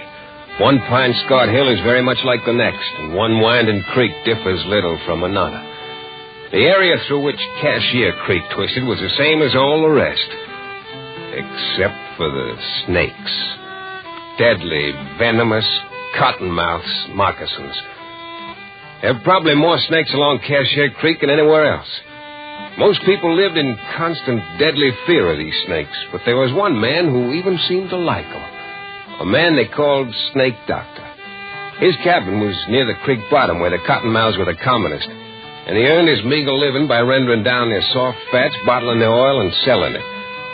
Snake Doctor seemed harmless enough, but there was one man who believed he was a colleague of the devil, who hated him, because he wasn't afraid of the snakes. This man was Jafe Mourner, the Snake Doctor's nearest neighbor. Jafe was that dangerous kind of man who suspected, feared, and hated anything he didn't understand. And he understood neither Cottonmouths nor the Snake Doctor. Jafe was ornery, ignorant, and shiftless. He'd rather shoot squirrels than chop cotton. He'd rather fish than hoe corn. And that's what he's doing now. Fishing down at the big hole with his son and heir, Finney, who's old enough, but not quite bright enough to handle a gun. Missed him, doggy. Finney, you blamed fool. I told you not to touch my gun. Trump on him, Pa, before he gets in the creek. What? The cottonmouth. What? Trump on him in front of you. Cottonmouth. The varmint. The unearthly varmint. You got him, Pa. Keep your foot on him. We'll stuff at the stick. You don't need to, son. He's dead. Now, come here. Pa, how'd he hit anything with that rifle? I had a bead draw right on him, and You darn fool. Do that for, Pa. Stirring up that filthy snake whilst I'm a-fishing. Heck, he was sunning himself not more than 2 feet from you. He was just 2 feet from you. Never mind that kind of talk. Won't be no fish around here till thunderation after all that racket. Well, come on, let's go home and get us some victuals.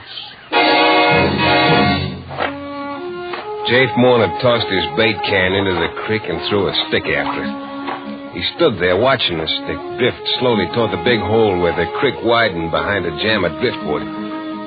Jafe watched as the eddy caught the stick and sucked it beneath the dam. Jafe was curious. He moved downstream a rod or two and waited, watching the water boil up from under the driftwood. But the stick didn't come up. That was strange. It must have caught under there in a tangle of water-soaked and sunken logs. Probably it had stayed there for months. Perhaps stay there always. Let's get some victuals, Pa. Jafe thought about this, and an idea began to form in his slow mind as he and Finney started for home. How much oil you reckon's in this, Pa? Daddy? What you jawing about? This old cottonmouth. How much oil you reckon? Throw it down. Throw it down? Why for? I'm gonna Throw it down like I say. Oh? I was aiming on rendering the old cottonmouths fat like the Snake Doctor does. I was going to sell it and make myself some money. I don't like the squirming things around me. But it's dead. Leave it where it dropped. You scared on cottonmouths, Pa? I know better than to get myself bit by them. Hip Bailey knowed a fella got himself bit once. Wearing a drap of liquor for miles. So he goes to work and he cuts open a live chicken. And he put on his leg where the bite was. Fella lived, too. Reckon Mr. Rives ever gets himself bit? I mean, handling cottonmouths like he does? Who? Mr. Rives. Who? Mr. Rives. That's old Snake Doctor's real name. Ma says I oughtn't call him Snake Doctor. Never mind what your ma says. Nobody in my family's calling no snake-loving scum Mr. Rives. Heck, that's what I'd say. All right. Could have made myself some money rendering that cottonmouth fat down in the oil. How much you reckon old Snake Doctor makes out in oil he sells? I don't know. Tip Bailey says old Snake Doctor's got more than $1,000 hid away somewhere in his cabin. More than that, most likely. Cussed old miser don't spend nothing. Ain't got nothing save that rack of bones mare of his. Tip Bailey says whenever old Snake Doctor sets foot out in his place, he's got the granddaddy of all cottonmouths that he leaves out in the cabin to stand guard over his money. Yeah. Tip Bailey says he'd see old Snake Doctor put him in his pocket. Live ones, too.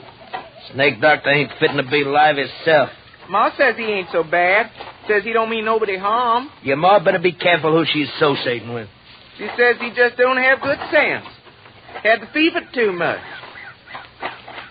Daddy, you ever been in Snake Doctor's place? I don't have nothing more than I have to do with that snake-loving hoodoo. Tip Bailey says he'd bet it wouldn't be no task at all for some no good to poke around the snake doctor's shack and maybe find all the money and make off with it. Blame the sun's darn near rendering me down. Look at my head, full of sweat. Look, Daddy. Huh? See? Full of sweat. Darn near a guard full of sweat come off. Why turning down that way, Pa? Coming on noon, dinner be most ready. I'm going to tell the snake-loving hoodoo that there's some of them cottonmouths on the creek side out dead in it. Heck, he knows that. I'm going to tell him he's got my leave to catch him. You don't need to come along. Well, if you're going over to his place, I'd kind of like to see it for my own sake.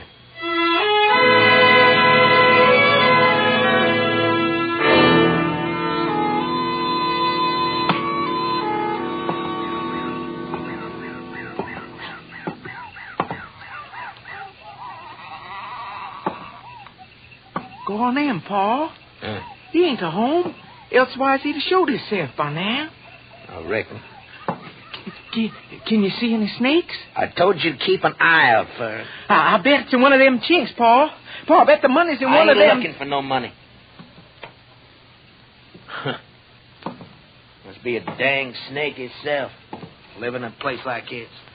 I know you ain't looking for any money, Pa, but if and you was, wouldn't you look at that chink right up there? Where? Right there, second log by the fireplace on the right. You see that there hole? Yeah. I reckon I would look up there. Since we're here. I might as well see for myself. Pa, I wouldn't be a mite surprised if old snake doctor had him. Pa? Was you looking for something, Jake Marner? Snake doctor? Yeah. I was looking for you. I want here. Yeah. Look here, you old hoodoo. What's the idea of sneaking up on folks who's took the trouble to come all the way down here to do you a favor, huh? Come on, Fenny.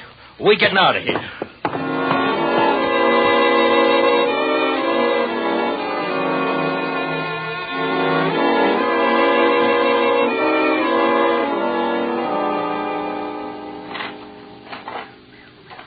Yes, sir. Like as not, they had a dang old moccasin squirching around in his pocket whilst he was talking to you. Daddy, do you mind how his eyes was when he come in? Do you mind how I kept looking up at the wall where I said I bet he had the money between the chinks? Benny. What? Don't you say nothing to your ma about us being at the snake doctor's place, you understand? Why should well, I? Just don't. And don't you go nigh it again. Cuss old varmint. You'd have thought we was prowlers the way he acted. Yeah, prowlers. Ma, dinner about ready. You Paul with you, son? Yeah, I got time enough for dinner to go down the spring and get Mr. Tallwater. If you stir your stumps, you can. Catch innocent, Jeff? You think I can catch fish with Fetty flying off my gun at cottonmouths all the time?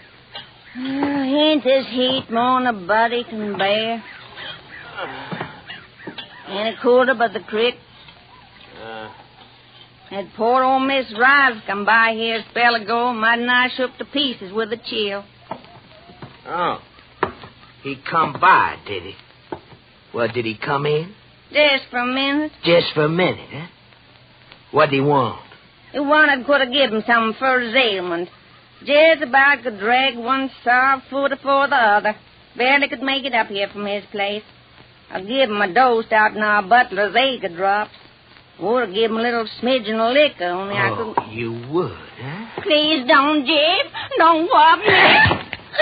Don't, Jeff, don't whop me. Just poor old Mr. Ives. Mr. Ives. Mr. Ives. How many times I gotta tell you that old hoodoo's name is Snake Doctor? You don't mean nobody no harm. He made a skin of lostwit's hide and tallow, and you calling him Mr. Ives. Huh. You be calling him honey and sugar next. Without I line you. Please, Jeff, please. Bad names, huh? Well, I aim to...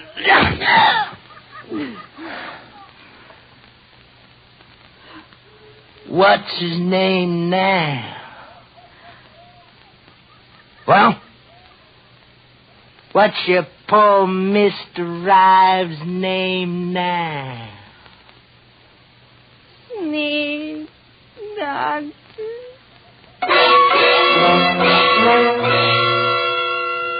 Kizzy Morna rubbed the ugly red welt on her scrawny arm and gave the frying pan full of sizzling side meat a hopeless nudge. She prayed that time and food might take the edge off Jake's temper.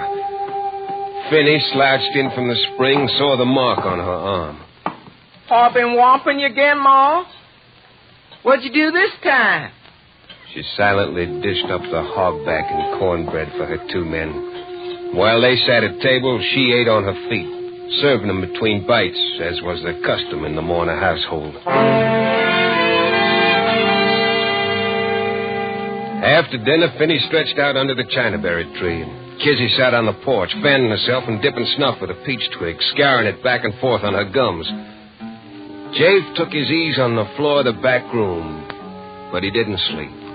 The meanness was stirring in him, and his hatred of the man he couldn't understand, the man who'd got rich off a cottonmouth. His mind was working on something he'd seen that day and another thing he'd heard. He was adding them together. That stick had disappeared under the log jam, and the snake doctor's money. It was 4 o'clock before any of them moved, and then Jake spoke to his wife for the first time since noon. Kizzy, where's that there vial of drinking liquor? By the window. You took it out in your pocket before you laid down. I ought to carry a vial of liquor with me. I might get bit by a moccasin as soon as Pa would. You better not let me catch you. You find it, Jake? Yeah. I just remembered. I won't be needing to tote no spits along with me while I'm going. I wouldn't take no chance, Dave. Just one cottonmouth bite. Cottonmouth's all down the slashes, else along a creek. Well, I'll be all this evening's up along Bailey's Ridge in the high ground. You fixing to go shooting? Yeah. Ain't the gummy a chance of young squirrels twixt now and dusk time. Heard them barking all around me this morning. Reckon I'll come along, Pa. You stay in here, son. Oh, dang it. It'll be steaming in the place when the rain comes down. Pa, you might be needing me just... You stay here. Oh, dang it. Kizzy, you set me up a snack of cold supper on the chef. Likely I won't get back till it's plumb dark.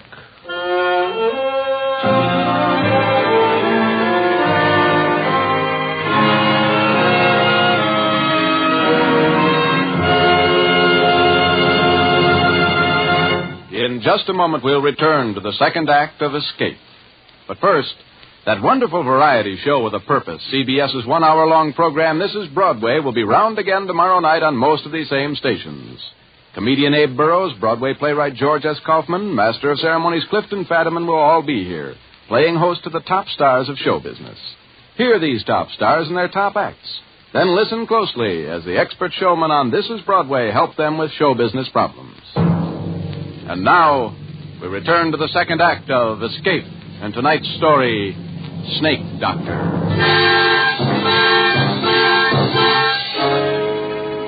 Jafe Morna turned north through his struggling cornrows, and in a minute he was lost from sight. He kept on for nearly a mile till he came to a wild red mulberry tree. Where there are mulberries, there are bound to be squirrels. Very neatly, he shot 2 young graves right through the head. But Jafe was a master marksman. And unsuspected by any who knew him, Jafe had another quality. One that made him more dangerous than the rest of his kind. Jafe had an imagination. Today it was in excellent working order. He tied the brain squirrels together and swung them over his shoulder. If needed, they'd be his alibi. And then he sat down under a tree for a while.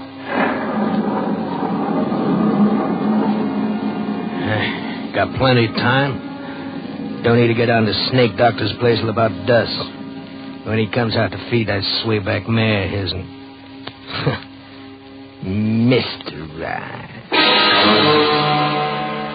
He sat out 2 brisk thunder showers and the intervals between them. And then he set off in a wide arc down Bailey's Branch along the skirts of Little Cypress Slash, down to the sunken flats edging Cashier Creek. It took more than an hour of careful traveling before he came to his destination. A screen of haw bushes, less than 50 yards behind the snake doctor's cabin. No matter how ailing he is, you'll get up and come out to feed that rack-a-bones mare. Mr. Ives. Well, I'll learn him to go colleaguing around another man's woman. Jafe Morner let his jealousy heat him to white hatred. At this moment, he was avenging his honor. Didn't admit even to himself, but the real reason he was here was the snake doctor's money, hidden behind the log by the fireplace. Home-wrecking, snake-loving varmint.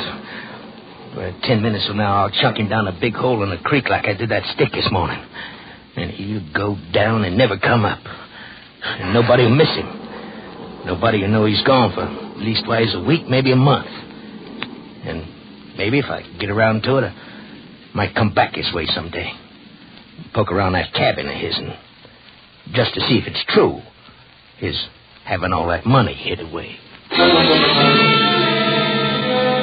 Jafe Morner's speculations were cut short. The cabin door opened and a figure stepped out into the growing dusk and walked toward the stable. He saw the snake doctor's loppy old straw hat. At this distance, he couldn't miss. And he didn't. The figure jerked backward and then went face forward. Jafe started for him, then he stopped. His eyes bugged. His mouth formed a scream that he couldn't utter. His rifle dropped to the ground. He had just killed a snake doctor, killed him dead with a .32 caliber slug through the head. And there on his door still stood Snake Doctor, whole and sound, staring at him. Jafe Morner, what have you done? The scream came at last, for Jafe Morner had seen the devil. The snake doctor who arose alive from his bullet-riddled body. Jafe whirled and ran into the deep, darkening woods, whimpering like a whipped puppy as he tore through the brush. Escape. He must escape this thing. He must get under the shelter of a sound roof. He must have the protection of 4 walls around him. He ran and ran for hours. It was close to midnight when he came out on a dirt road a short distance southeast of his own land. Beyond the next bend, he'd be in sight of home. And then he stopped. Around the bend, coming toward him, was a joggling light, a lantern hanging on a buggy. Jake flattened himself in a clump of brush to hide until the traveler passed. And then, just as the rig was opposite him, he heard a call coming from the other direction. Hello there! Who's jogging? Oh, there. Oh, steady, boy. Me, Davis Ware. That you, Tip Bailey? Yes. Off there from the junction. Tolerable tired. What brings you out this time of night, Davis? Somebody sick? Sick nothing. There's been a parcel of trouble popping in these bottoms tonight. Steady, boy. Steady. What do you mean? A killing. That's what I mean. You don't say. Who got killed? I'm fixing to tell you. It happened just around dusk time down at old Snake Doctor's place. Yeah? Was it him was killed? Give me time, Tip. It seems like Snake Doctor's been a chillin' lately. Mm-hmm. He was pretty bad off today, so Miss Kizzy Morner, she footed it down from her place to his'n, fetching some physic with her and a plate of hot victuals. You might have thought it, Miss Morner, might have thought it. You want to hear this? Yeah. Go on. Oh, boy. Well, pretty soon after she got there, it seemed like he was tired, and he tried to get up out of his bed to go and feed that old crowbait nag of his'n. Uh-huh. It started in again by then, pouring down hard. So she made him stay where he was, and she put on his old hat and throwed his old coat around her. And he wanted to keep out of the wet. And no more, and she got outside, and a shot came from the edge of the woods, and down she went with a bullet through her brains. Killed her? Kizzy. The dog. It was Kizzy. But who done it? It was that low-flung husband of hers done it, that's who. They certain 'twas him? Sure thing. Oh, boy. Sure thing, they're certain. Snake Doctor jumped up when he heard the shot, and he catched a quick look at Jafe over the fence. Uh-huh. There wasn't a long streak in Kiz's arm where he must have whopped her during the day. Why, hanging's a sight too good. Did they catch him? No, but they gonna. Sheriff get there yet? Oh, but he's due any minute with his pack of hound dogs. Oh. Trail ought to lay good. ground being damp the way it is. Oh, sure. Old snake doctor, he's a saying the Lord's going to strike the murder down in his track. Yeah, man. But me, I'm a-putting my main dependence on them bloodhounds. Oh, poor Miss Marner. She always was a good-hearted, hard-working woman. Kizzy. And mightily put She's upon dead. by that skunk. I Dave. shot Kizzy. Say, did you hear something just then? Say I did. Yeah. Oh, probably a rabbit breaking through the brush. Huh? Listen, Yeah. the sheriffs are coming. Oh, yeah. Can you hear them hounds of his'n? Oh, just for sure. I gotta hurry. Yeah, Bessie. Come on. I'll see you back at the morning. You sure will. Jafe didn't waste no time mourning his dead wife. He had a chance against a pack of bloodhounds if he started right away. But Jafe's imagination went to work again as he backtracked along the creek bottom in the spotty moonlight. Gotta throw those dogs off the trail. He gotta wade the creek, even if it is full of cottonmouths. Must be all around me now.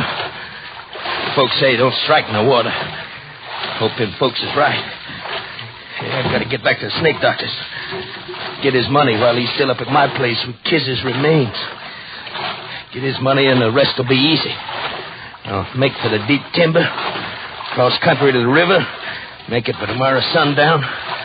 Hire me a shanty boater to ferry me to the Arkansas side. I'll get me a haircut and catch me a train for somewhere else. And I gotta get Snake Doctor's money first. Snake Doctor's cabin was dark and empty when Jafe reached it. Only a few dull embers in the fireplace. But he knew where the chink was. He'd find it in the dark. He scrabbled at the logs, felt some bark give, felt the clay mortar crumble under his fingernails. There it was, a hole big enough for a man's arm. He plunged his hand into it, touched something slick and smooth, and then something sharp plunged into his thumb. At that moment, the fire flickered to life. Jafe yanked his hand out of the hole, saw two tiny bleeding punctures in his thumb. At the mouth of the hole stretched the wide-open jaws of a cottonmouth. It worked fast. He felt the pain leaping from his thumb to his hand, seeping up his arm. If only he had some liquor. If he had a fresh-killed chicken to slap on the wound, but he had nothing. Then a sharp, horrible pain wrenched his heart, and then a second. And there in the firelight, the huge cottonmouth poised in its crevice. Jafe leaped out of the shack, started blindly for the timber. He staggered, stumbled, then he pitched forward on his face, his open mouth full of weeds and muddy grass stems. The cramping fingers of his outstretched right hand almost touched a reddish-black smear on the wet, trampled grass.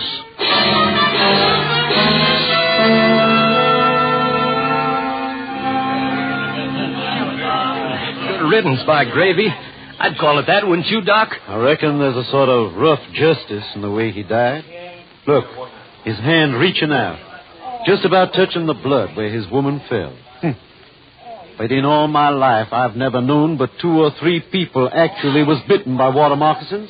And until tonight, I've never had personal knowledge of anybody dying from the bite of any kind of snake. It's a fact. You don't act with that crazy. I'm going to take that rifle off of you, Finny Marner. I'm going to kill the dang reptile that killed my paw. That Mourner's boy kicking up the fuss? Yep, and no good like his paw. Let go of me. I'm my own boss now. What's the trouble, Tip? Oh, Finny here's went out in his hay. I'm going to kill the snake that bit in my paw. Then I'm going to give that snake doctor a whomping for keeping a reptile in this place. Your pa got what was his due, Finney. Snake doctor ain't to blame. He's a hoodoo devil. Look here, boy. Mr. Rives give me all his savings, nearly $100, to pay for burying your mother decent. That's how much he thought of her. Now go on home. Behave yourself. I'm going to get Go on, Finny. There ain't no reason for you hanging around here. Somebody ought to kill that reptile that bit in my paw. Doc, just a minute ago you started to say something about snake bite not killing. But how about them 2 marks on his thumb? Them snake's gashes like some I've seen. No, that don't explain how it... It's Finny Marner. He's in the cabin. The fool kid. Come on, Doc. He's probably shot. Well, we're too far out. I shot him! But I just hit it! It's going to get me like he got my paw! Said he shot at something in the cabin. Come on, Doc. Let's go see. All right, we'll find out. I don't see anything. Finney's had enough happen to him yesterday and today to upset even a bright boy. So we can't... Oh. There it is. What? That cottonmouth up there in that hole in the log. Oh, there. Sneak doctor told me about that varmint. Look at him closer, David. No, sir. Not me. Go ahead. It's just a stuffed snake. Stuff? Mm-hmm. Snake doctor believes in precautions because that hole's where he hides his money. That snake would scare away anybody who didn't know it was stuffed. But just to be sure, old snake doctor lined the hole with coils of barbed wire. Oh, I see. You mean them marks on Jafe's thumb got off the barbed wire? That's right, sir. Lots stronger hearts than Jafe mourners would stop beating at a scare like that. Well, I'll be switched. Old snake doctor's a cute one, ain't he?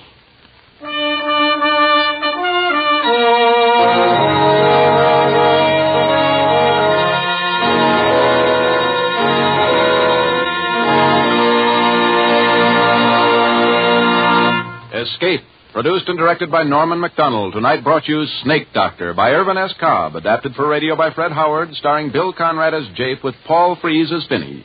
Featured in the cast were Ira Grossell as the narrator, Bill Lally, Ruth Parrott, Wilms Herbert, and Edgar Barrier. Music is conducted by Wilbur Hatch.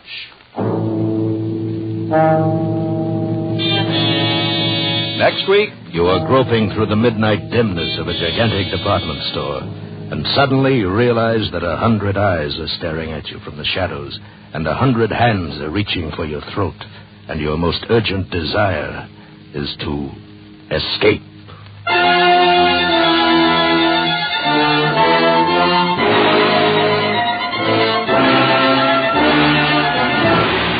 Next week, we escape with John Collier's story, Evening Primrose. Be with us next week at the same time when once again we offer you Escape. Ethelbert is at the bar, and Ann and Casey are about to enter on another thrilling crime photographer adventure. Tonight it's a story entitled Big Danger, and it'll be along on most of these same CBS stations in just a moment. This is John Jacobs speaking. This is CBS, the Columbia Broadcasting System.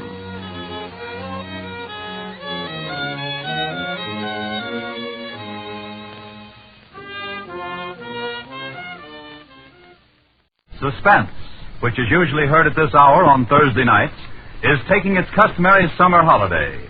Suspense returns to the air next week on Thursday, September 1st.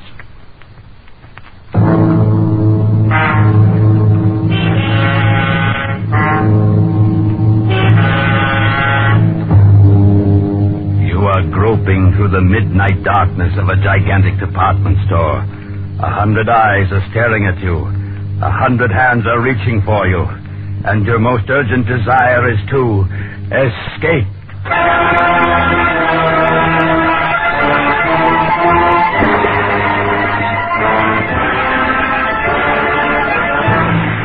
We offer you Escape, designed to free you from the four walls of today for a half hour of high adventure. Tonight we escape to a fantastic world of night dwellers, as John Collier imagines it in his eerie story, Evening Primrose.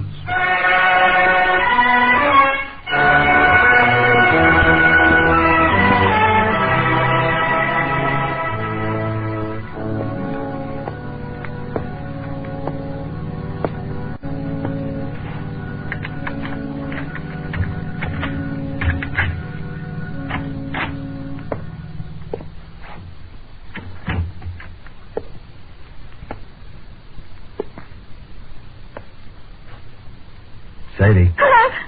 Sadie, what's the matter? It's me. Oh, you nearly scared me to death. What do you mean coming in so quiet? I didn't mean to scare you. I thought you'd be asleep. I didn't want to wake you. Oh, Sam, I'm glad you're home. Hey, what's the matter? Oh, it's terrible. You gotta do something, Sam. What's terrible? It's this. Just look at this. What's terrible about that? Looks like an ordinary pad of paper to me. That's just it. That's what I thought, too. But it's got writing in it. It's awful. Now, wait a minute. Maybe you better tell me what this is all about. Well, today I went shopping at Bracey's department store. Yeah? I needed some writing paper, so I picked this up. It was on top of the pile, and I bought it, and I brought it home. So? But tonight when I opened it, I found it's got writing in it. Well, that's nothing so terrible. Just take it back tomorrow and make them give you a new one. No, you don't understand. It's what's written in it that's so terrible. What do you mean, what's written in it? Here, you gotta read it. Ah, Sadie. No, right now. Now read it. Look, Sadie, I'm tired. I've been bowling all evening. Please, Sam, please. Just read it. All right. For Pete's sake. Sam. October 13th. Today I made my decision. I decided to say goodbye to the world. To get out, leave, break away. And I have done... Sadie, this Sam. And now I am free. Really free. Yes, I am free at last. The world is an intolerable place for a poet. I was broke, starving at my wits' end. And then I had the brilliant idea. I'd escape to a place where I had no need to earn a living, where I could write to my heart's content in peace and security, and where everything was free. And where is this place? Right under your nose. So close you'd never think of it. I am now living in Bracey's department store.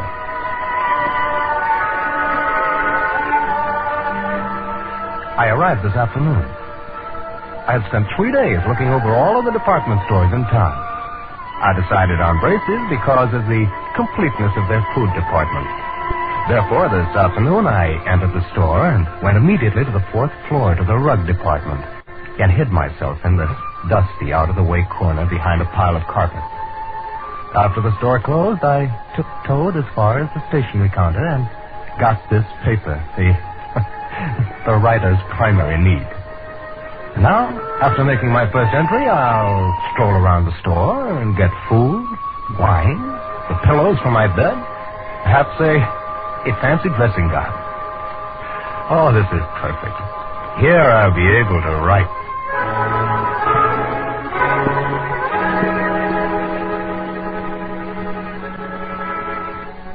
Dawn, October 14th. I am almost too unnerved to write this. The whole thing is unbelievable. After the store was dark and completely quiet, I crept out and started for the food department. One's steps echo hollowly in an empty department store at night, and I found myself gliding along the floor on tiptoe, moving as silently as possible.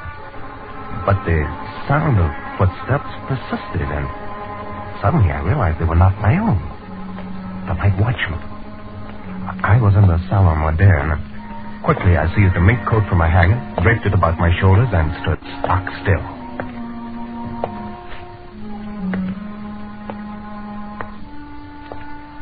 I could have reached out and touched him, but he passed without so much as a glance.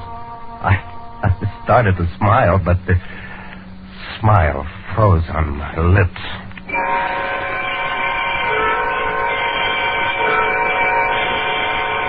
I was looking straight into a pair of eyes. Large, flat, luminous, and human eyes. 12 feet away. They belonged to a creature dressed as a man, but he was as pale as something found underneath a stone. His hands, hanging motionless at his sides, looked more like the fins on a fish than human hands. Not bad. Huh? For a beginner. Oh, I'm sorry. I didn't know anybody else lived here. Oh, yes. We live here. It's delightful. We? Yes, all of us. Don't you see? Huh? Look around you.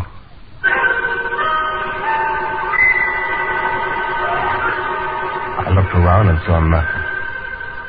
And I looked again and saw an old one come clambering out from behind the clock. There were 3 elderly ingenues, incredibly emaciated, pale as lace, almost transparent, simpering before a perfume counter.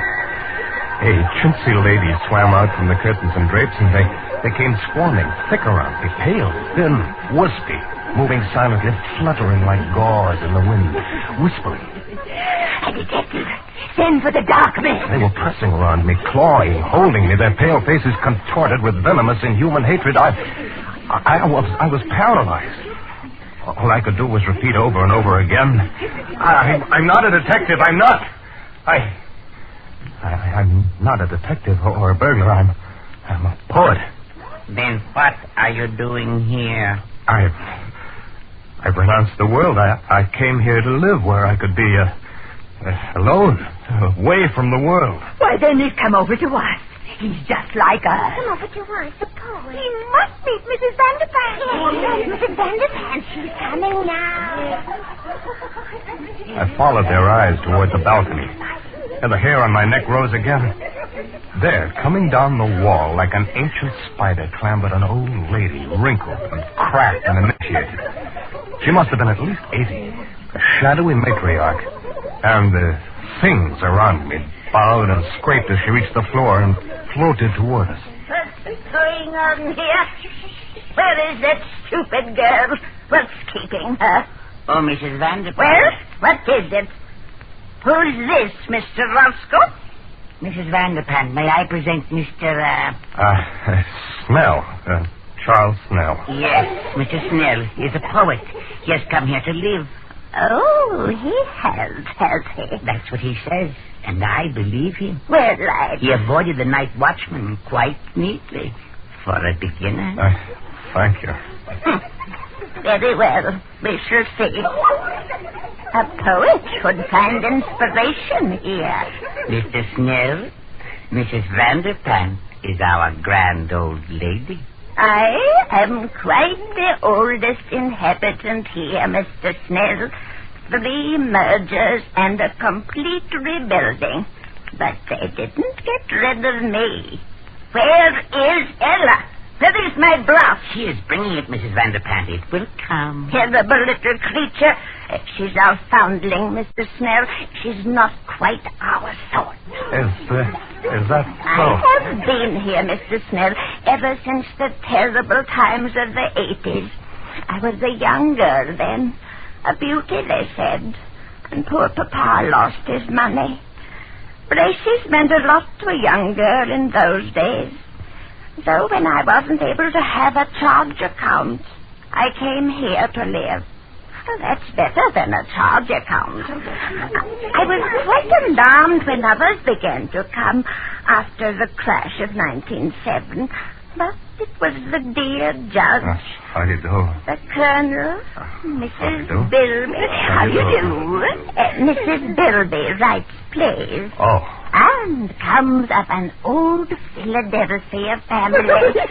Oh, you will find us quite nice here, Mr. Snell. I'm sure I will. And, of course, all our dear young people came in 1929. Oh, their poor papas jumped from skyscrapers. They couldn't bear to be without charge accounts either. All these nice people live here? Oh, and many more. Oh, here comes Ella with my bluff. Come, you stupid thing. Yes, come, Ella, come. Yes, sir, I'm coming as fast as I can. Here. On the table over there, Ella. Be careful. Don't spill it. Oh, but she's young.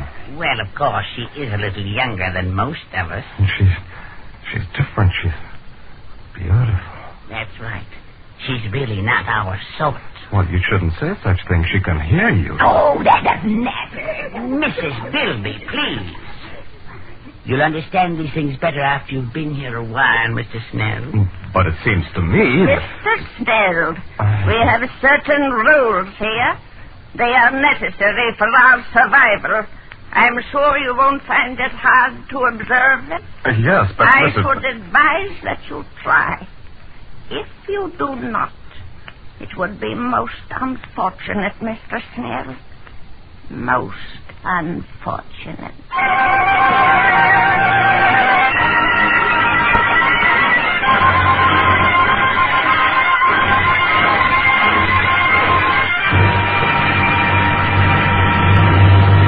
In just a moment, we will return to the second act of Escape.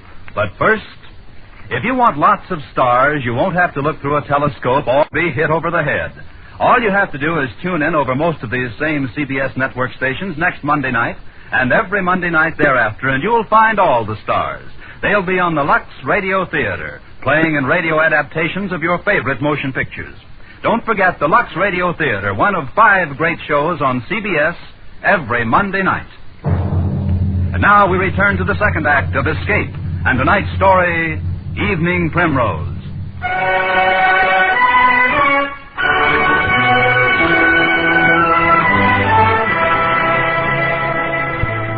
October 15th. I planned to quit my hiding place, mingle with the crowds, and leave Braces forever. But just at dawn, Mr. Roscoe brought me a cup of coffee, which must have been drugged, for I fell asleep. When I awoke, night was closing over the store once more.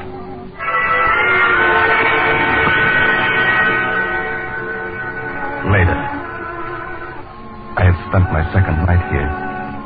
I saw Ella again. Ella, the pearl of this remote, fantastic cave. She's not like the others. Trifle pale, but otherwise normal and human and beautiful. A child of perhaps 18. She's the only thing that makes this nightmare bearable.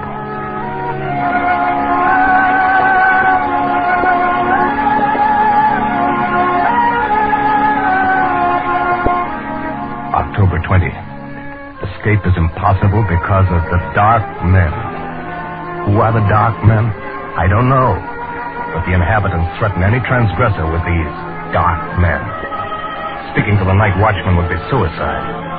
I'm convinced that neither Ella nor I could get out of here alive. She and the night watchman are the only real people here. And how the others hate the night watchman. Odious, vulgar creature. He reeks of the coarse sun. Oh, come now, Mrs. Bilby. He's really a personable young man. He's very young for a night watchman. Mr. Snell, sometimes I wonder about your taste.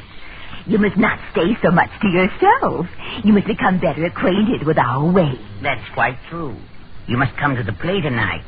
We're going to be entertained with one of Mrs. Bilby's tragic comedies, Love in Shadowland. I'm sure you'll enjoy it. I'm sure I will. It's really a festive occasion, you know. Wanamaker's is coming over. Wanamaker's? Yes. The entire colony over at Wanamaker's is coming here en masse to attend the play. You mean there are people living in other stores? Oh, dear, yes. Didn't you know? Of course, the best people live in Bracy's and Wanamaker's. Oh, come now, Mrs. Bilby. There are some very nice people at Altman's. I beg your pardon, Miss Bilby. Oh, hello, Ella. Good evening, Mr. Snell. Well, what is it, Ella? Please, ma'am, I'd so love to see your play tonight. May I have your permission? That's enough. You know better than that, you stupid creature. You know where you belong. In the basement by the garbage can. But Mrs. Bilby... Hush, Mrs. Snell. Ella, you're becoming entirely too forward of late. I'd advise you to watch your step. Remember the dark man. Oh, no, please, Mr. Roscoe. I'm sorry, Mrs. Bilby. Excuse me. Well, how can you treat her like that? Why do you always frighten her? And what is all this about the dark men? Well, you see... Oh, please, Mr. Roscoe. Not now. You'll spoil our whole evening. I do so want Mr. Snell to enjoy my play. Very well, Mrs. Bilby. Later, Mr. Snell. But I want to know about the dark men. Later.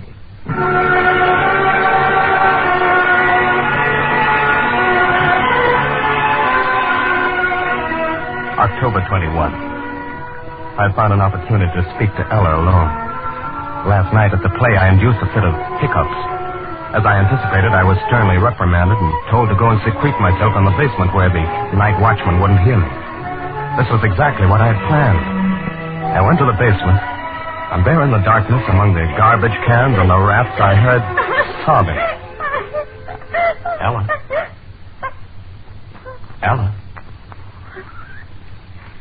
Ella, is that you? Yes. Why are you crying? What is it, Ella? They wouldn't even let me see the play. Oh, is that all? Oh, Mr. Snell, I'm so happy. No, you mustn't cry. You're the only one. You're the only one who's kind. Ella, why do they treat you so differently? Because I'm not like them. I didn't choose to come here. You mean you're held prisoner? You see, I was only 6. I came here on a shopping tour with my mother. I got lost and fell asleep behind the counter. It was dark, and when I woke, they found me. Some of them wanted to send for the dark man because they were afraid I would tell on them, but Mrs. Vanderpant said no. I could stay and be her maid. I've been here ever since. Since you were 6, but haven't you ever tried to get away? Oh, no, I don't know anything about out there. I wouldn't know what to do. Besides, I'm afraid to take the chance. If anyone tries to get out, they send for the dark men. Ella, who are the dark men? Oh, it's horrible. Well, tell me. You know how people live in all the stores, at Gimbel's and Bloomingdale's. Well, the dark men live at the undertakers. Good heavens. And whenever someone dies or breaks the rules or when a burglar gets in and sees these people and might tell them, they send for the dark men. Well, that's horrible. They put the body in the butcher shop in the food department. And then the dark men come. I saw them once. It was terrible. What do they do? They go in where the dead person is. They have wax with them and all sorts of things. And when they're gone, there's just a wax model left on the counter. Then our people put a frock on it or a bathing suit and mix it up with the other wax models in the window, and nobody ever knows. Ella, you mean all these dummies around us? Oh, not all of them, but if you displease these people, the same thing will happen to you.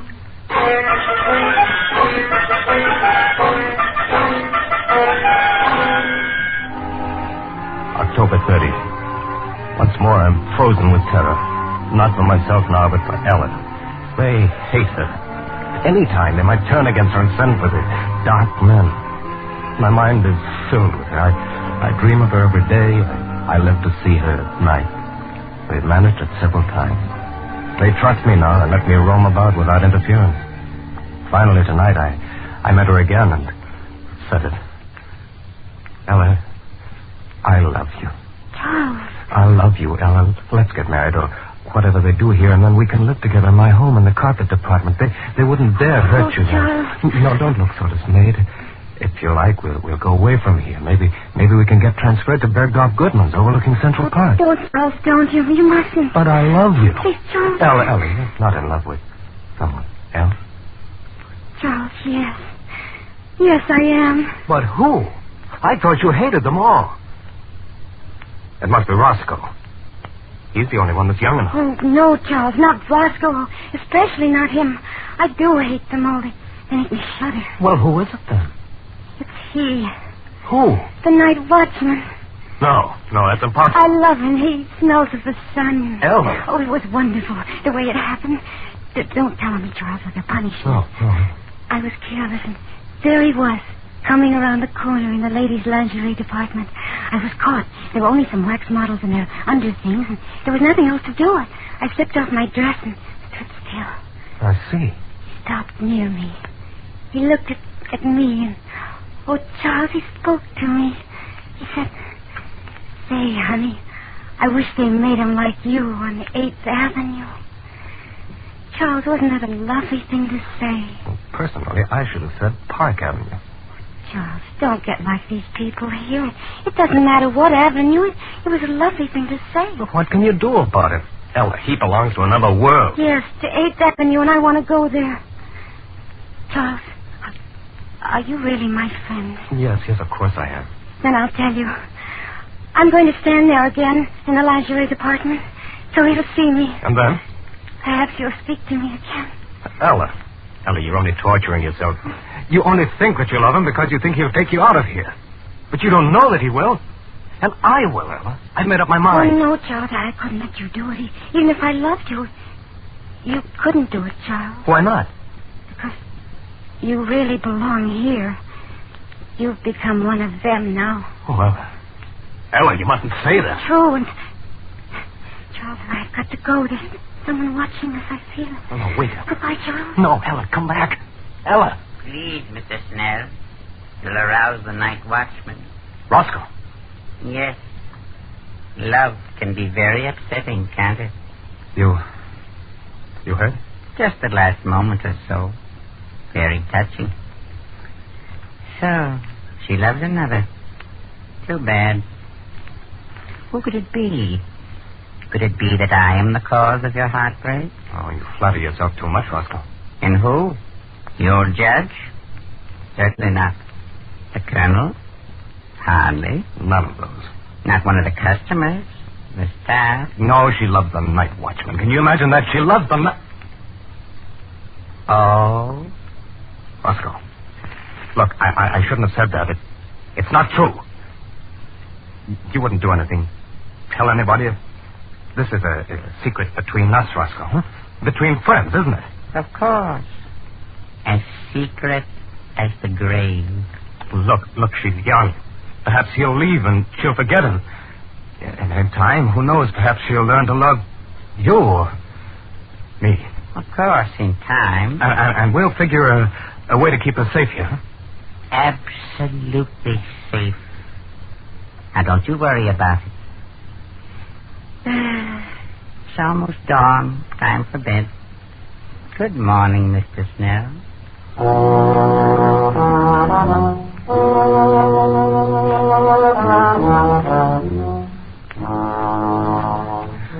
Early evening, November 4. I was a fool. I should have known he couldn't be trusted. He must have gone straight to Mrs. Vanderpant. This evening, the atmosphere has changed. People flicker to and fro, smiling nervously, horribly, with a sort of frightened, sadistic exaltation. An informal dance in the record department has been called off. I cannot find Ella.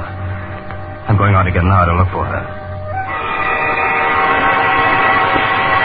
Roscoe, what have you done with her? Quiet, the night watchman. I don't care. What have you done? Whatever I did for your own good, as well as the good of us all. Wait a minute. What's that? What are those people carrying? Why, it's Ella. She's tied up. They're carrying it. Ella! Ella! Stop it, Mr. Snell. Let me go. Let me go. No, stop it, Mr. Snell. Stop it. You're the night watchman. But they're taking her into the butcher shop. Ella!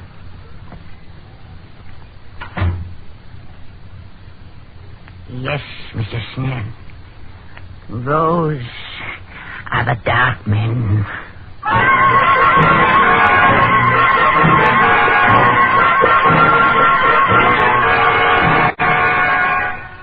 Midnight. I'm scribbling this last entry hurriedly. There and there, in the butcher shop, with Ella, the dark man. There's only one thing to do. I'm going to find the night watchman and tell him he and I will save her if we can. And if we're overpowered, well, I will leave this pad on the stationery counter. Tomorrow, if I live, I'll recover it. If I do not, whoever finds this and reads it, look in the windows. Look for 3 new wax dummies. 2 men. One rather sensitive-looking and a girl. She has blonde hair and blue eyes, and her nose turns up a little. Look for us, and then find them, smoke them out, exterminate them. Avenge us. Oh, Sam, isn't it horrible? Wow. We gotta do something. We gotta tell somebody something. Oh, Sam, what'll we do? Do? Nothing. Go to bed. But, Sam... Whoever wrote this has sure got a weird sense of humor, hey? Probably some clerk down at Bracey's ought to be fired. But, you mean, you think it's just a story? Are you kidding? You don't believe this stuff, do you? Well, I don't know. I just thought... Forget it, baby. Snap out of it. I shouldn't leave you alone. You get too many ideas when I go out bowling at night. Oh, Sam. But don't you think maybe we ought to just take it back and show somebody? Nuts. It's not worth the bother. They'd laugh at you, baby. They think you were crazy or something. Yeah, I guess you're right. I guess it was silly. Forget it. Come on, let's go to bed. I'm tired. Sure, Sam. Golly, you know, there for a while I sure was scared. Well, I even forgot to tell you what I was going to tell you. Sam, I found the cutest dress today, only $19.95. Yeah, baby? Yeah. It was in the window at Bracey's, and it was on a beautiful little wax model with blonde hair and blue eyes and a turned-up nose. And there were two men standing beside...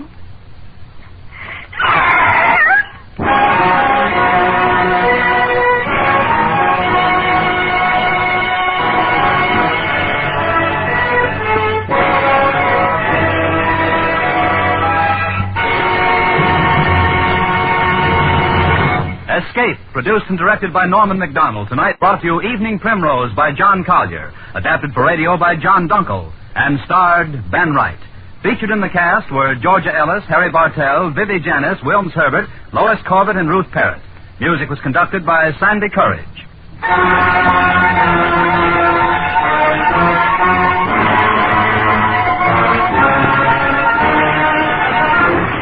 Next week's Suspense returns to the air with Gregory Peck in a terrifying radio play, Nightmare. Be sure to be with us at the same time next week when once again we present a story well calculated to keep you in suspense.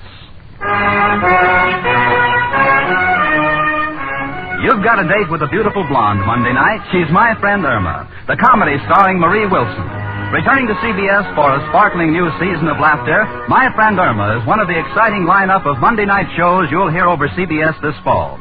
Marie Wilson is the comic misadventuress, will delight you when her brain goes into reverse, with hilarious consequences for all concerned. Remember, My Friend Irma returns Monday, August 29th, the same Monday night that Lux Radio Theater comes back to CBS over most of these same stations. This is Bob Lamont speaking. Now stay tuned for Crime Photographer, which follows immediately over most of these same stations. This is CBS, the Columbia Broadcasting System.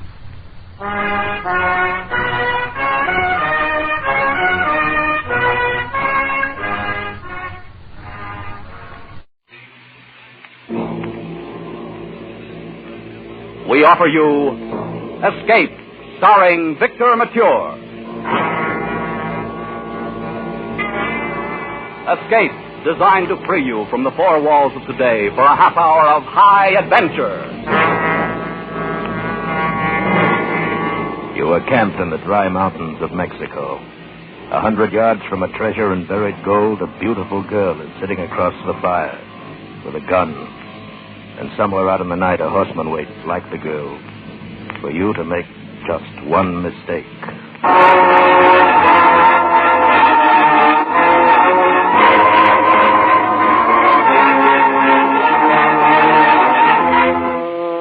Tonight, with Victor Mature as Toby Manning, we escape to Mexico with a story of conflict between love and the lust for gold, as Jeffrey Household told it in The Fortune of Vargas from his exciting novel, The Third Hour.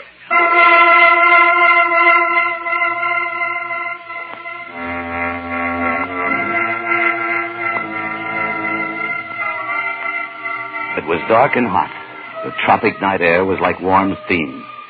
Night sounds drifted over from the dock. And from the native quarter of Panama City, I stood outside the hotel entrance and looked up at the lighted window on the third floor where Bately was waiting.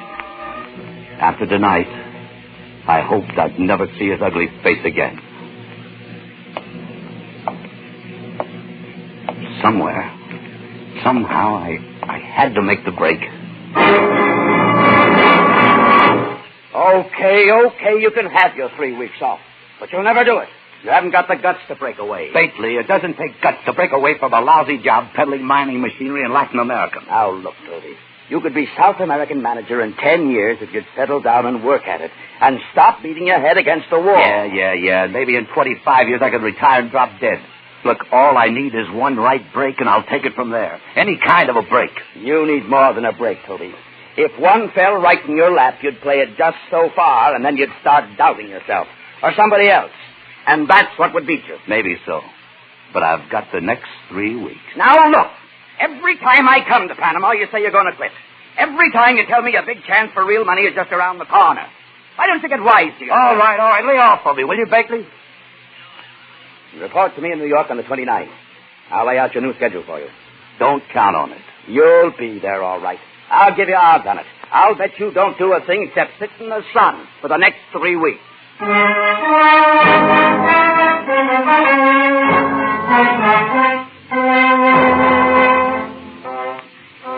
the sun for 3 weeks. That would suit Bakley fine. To see me come crawling back again. Well, I didn't have a definite plan, but I knew I'd keep on the move. I was so fed up with Bakley, the job, mining machinery, I'd have jumped at anything. A guy in a mood like that can get into plenty of trouble. And 3 days later, I found it. Gracias al Dios. Bienvenido, Senor Manning. Welcome back to Cologne and to the Cafe Madrid. Hi, Emmanuel. What's new? New? Pues nada, amigo. The world grows older, but that is not new. Here. Siéntese, amigo. Sit down. Thanks. How's this? Say, the place is empty. Pues, sí, sometimes good, sometimes bad, but never it is interesting, senor. In fact, I have said to myself, with a life of this kind, I am, how do you call it? Set up? Hey, sí, senor. Yeah, so am I. Look, why don't we team up and start a revolution somewhere? Ay, caramba. I was in one once in Mexico. I was a capitan with General Lara. No, we were defeated. Lara was ambushed somewhere around Torreon, wasn't he? Sí, amigo. We were outnumbered and he was killed. But I was more lucky. I walked 300 kilometers to the seacoast. Escape on a Dutch freight ship. Ay, caramba. I hope I will never do that again. Yeah, I hope so, too. You know, there's not much profit in revolution. All right, let me have a rum, Manuel. See. Here you are, senor. You are wrong about the revolution, Senor Manning. In Mexico with General Lara, I made a fortune like a man never dreams about. Enough to open this cafe? Look, I don't call that a fortune. Senor Manning, in Mexico is $500,000 in gold, which belonged to me. $500,000? Yeah, sure. It is true, amigo, I swear it. You would take a little chance for that much, perhaps, huh? Perhaps. Bueno. Then we are going to have talk tonight. I have already decided before you come here this time. I don't get it. What do you mean? Why you think I ask questions from you always when you come here, huh? You tell me. Because I wish to find out if you are right man for the plan I have. I have decided you are, bueno. Well, then, let's talk. Tonight, at my casa. Why not now? You think there is no danger for one who knows the secret to a fortune? One must be careful. A fortune? The big chance. Come on, Manuel. Let's get over to your casa and start dealing the cards.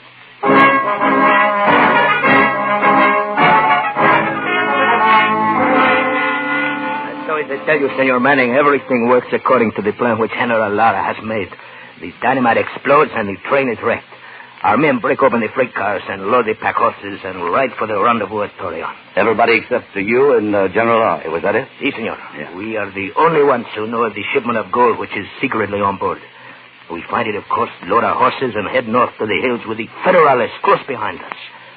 At nightfall, we bury the gold and ride for Torreon. 4 days later, General Lara is killed.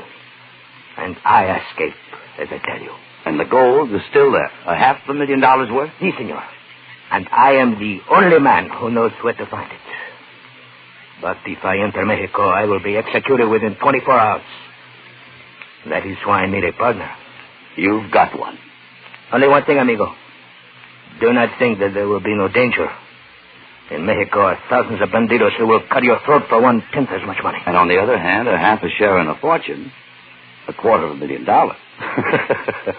I'd shoot the works for a whole lot less than that. Bueno. Then I will explain to you how to find the fortune. What is it? Cuidado. I hear somebody move outside the window. Vamos a ver.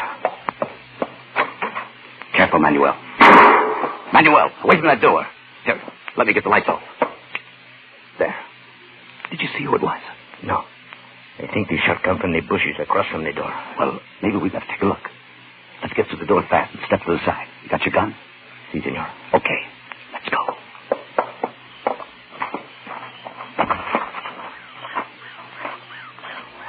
I do not hear anything, senor. No. And it's as black as a hat.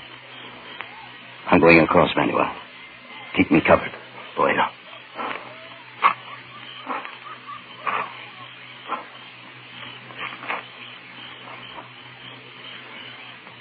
There is nobody there, amigo. No. Whoever it was must have run down the alley there as soon as they fired.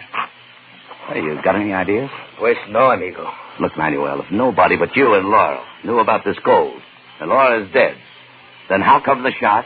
And why have you been packing a gun? Senor Manning, when there is a treasure so big as this, it is possible that even the coyotes can smell it. You still wish to go on? Yeah. I still wish to go on.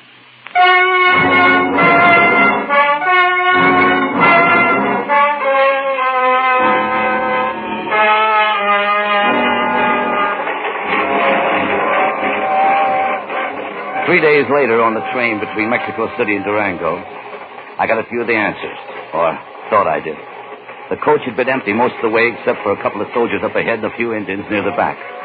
I was busy watching for some of the landmarks Vargas had given me, so I didn't pay much attention to the Mexican girl who came in and sat down in the seat opposite. That is, not until she spoke. Senor, you're wasting your time. It's 3 kilometers farther yet. What? The place where the train was wrecked. I said we're not there yet. Honey, I don't think I know what you're talking about. Oh, you're lying. You know well enough. And do not call me honey, senor. My name is Consuela. Consuela? That's a pretty name, honey. Do not play the fool with me. Manuel Vargas tell you where he hide the gold, so do not lie to me. Oh, so it was you out there in the bushes with the gun that night. You know, you're a bum shot. I do not try to hit somebody. I only shoot to have the chance to get away. You are a fool if you think because I am a woman I am weak. I know all the tricks of men. They are perros, dogs, all of them. And I would not trust one that far. Okay, honey, take it easy. Take it easy. I spent a long time to find Manuel in Colon. I watched him. But I learned nothing until you come. And now I am here for my 1/2 share of the gold. What do you mean? Your half? General Lara was my father. So that's your act. Well, you'll have to work that out with Vargas. I don't know anything about it. I am telling you now. You still think I'm a silly girl who can do nothing, huh? Look, senor. All right, look. Yeah, it's a nice gun. Now, you better put it back now. You see, honey, if you shoot me, you'd have no one to lead you to the gold. I know where it is. You don't. Si, senor. So you lead me to it. And don't forget, I'm very good at shooting. Okay, honey. For the time being, count yourself in. Gracias. But have no mistake, senor. I shall take my share of this gold, even if I must kill you to get it. You understand? Sure, I understand. We'll argue about that later. And something else, senor. Yes? Do not call me honey.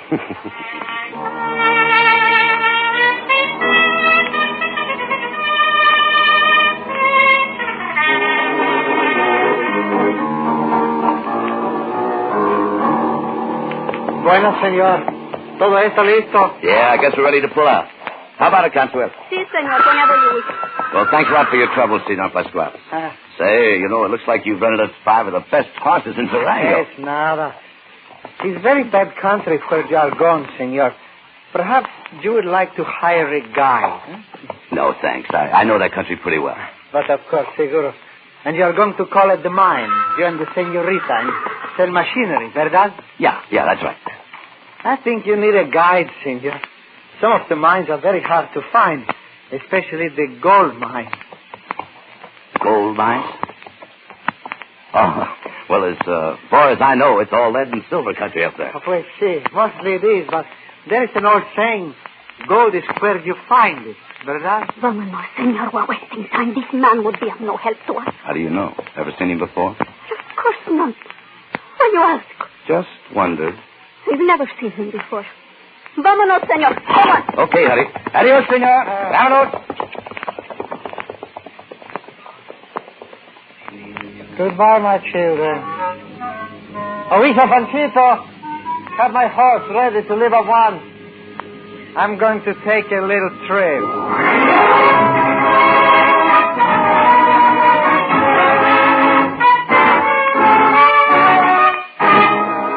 You are listening to Escape, starring Victor Mature.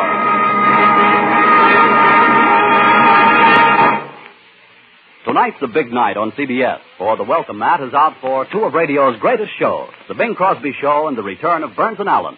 In just a little while, over many of these same stations, Der Bingle will be on hand with his songs, his humor, and his guests, comedian Abe Burrows and Peggy Lee. Right after Bing's housewarming, George and Gracie will keep the celebration going with the first of their new series. So stay with us tonight for Bing Crosby and for Burns and Allen in their opening shows on CBS, where this fall you hear them all.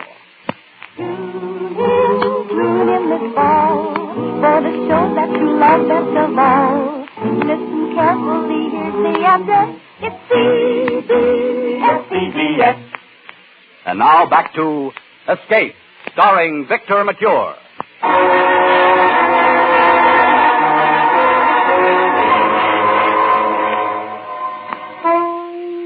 We camped at dusk about a quarter of a mile from the spot where the train had been dynamited. Vargas had given me directions, starting from there.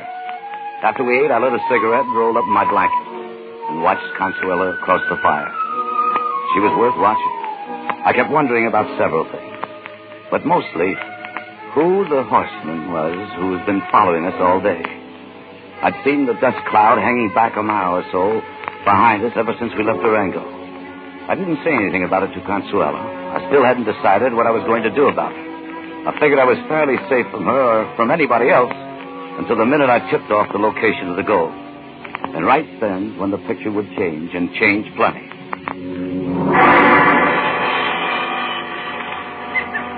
Senor Mann, why you stare at me like this? Just wondering some things. Things? What things? If a girl like you would really kill me just for gold. I do not trust anybody, senor. All right. But let's drop the senor. Make it Toby, huh? You wish. It's of no matter to me. Toby. Look, suppose I made a deal with you. String along and don't start any trouble until I get the gold to New York. Then if you're really Laura's daughter, I'll try to get Vargas to agree on a three-way split. 1/3 for each of us. What do you say? I think I do not like it. In New York, I will be in a strange place. Here I'm at home. Here, too, I have a gun. Quien sabe? Well, think it over anyway. It's your best bet. I'm going to turn in now. We'll start early in the morning. Wait. See, I will think it over. But, senor, Toby? Yeah? I wish you to know that I do not trust you either. Okay, honey. I do not trust anybody. You understand that? Sure, I understand. Good night, Consuela.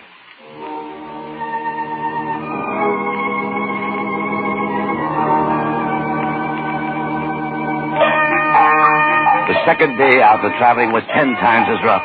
And all day long, the same dust cloud stayed with us, following a mile or so behind. I knew there'd have to be a showdown sooner or later, but not yet. When we finally made camp at nightfall, I was dripping with sweat and dog-tired, and Consuela was slumped in her saddle. All of Manuel's landmarks had checked out during the day, and although she didn't know it, the gold was supposed to be buried within 100 yards of our camp. This was the night to trim the cat's claws.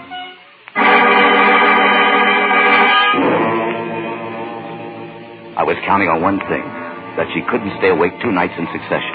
And I was right.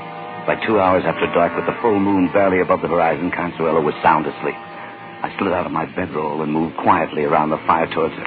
I knew the gun was under the blanket of her head, so I bent over her and slowly, gently slid my hand under her and found it, eased it out into the open inch by inch, and dropped it into my pocket. I'd forgotten about her knife until it glinted in the moonlight. She leaped from the ground and came for me. I lunged for her wrist, grabbed her, hung her, while she struggled and twisted, fought like a panther, and small as she was, I could hardly hold her. I couldn't get hold of her other hand, and I wondered the knife might slip loose at any second. Back and forth we fought in the moonlight, stumbling and slipping, but staying on our feet. I could see only one thing to do. I pulled her towards, bent her arm back, and twisted. Drop it, Cansuel. Drop that knife. No. Drop that knife. Sorry. You shouldn't have dropped it. You broke my arm. No, it's only sprained. Better than being cut to ribbons the way I'd have been. Why you waste time talking? You think I'm afraid to die? You're wrong. You have the gun, you have my knife. Go ahead, kill me. Why you wait? Wait a minute. Where do you get this idea I'm going to kill you? Well, why else you wait for me to sleep and steal my gun? Oh, you silly little fool. Look, I was trying to make sure you wouldn't take a shot at me after we located the gold tomorrow. You were not going to kill me? Of course not. Look, why don't you get smart and find out you could trust somebody once in a while? Now, wake up now and get some sense in your head. Your hands up. I'll shake some sense into you if I have to... Yes, you're hurting me.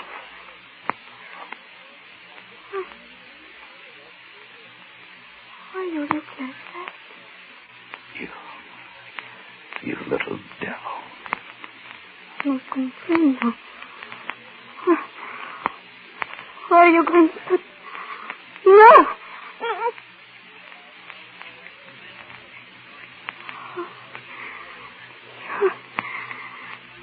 You kissed me. Yeah. Why? I don't know. I think you're going to kill me when you kiss me. Yeah. Here. There's your knife. But you're man, you take it away from me. I know. But look, you better keep it for protection. I do not understand. Never mind. Just take it. Oh. Gracias, señor. Yeah. Well, I'm going to turn in now, and, look, you'd better get some sleep, too. We got a tough day tomorrow. And, honey, if you decide to cut my throat during the night, make a clean job of it.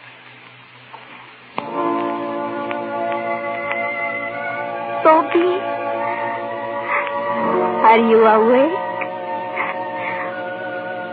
Toby. Yeah. Buenas noches, Toby.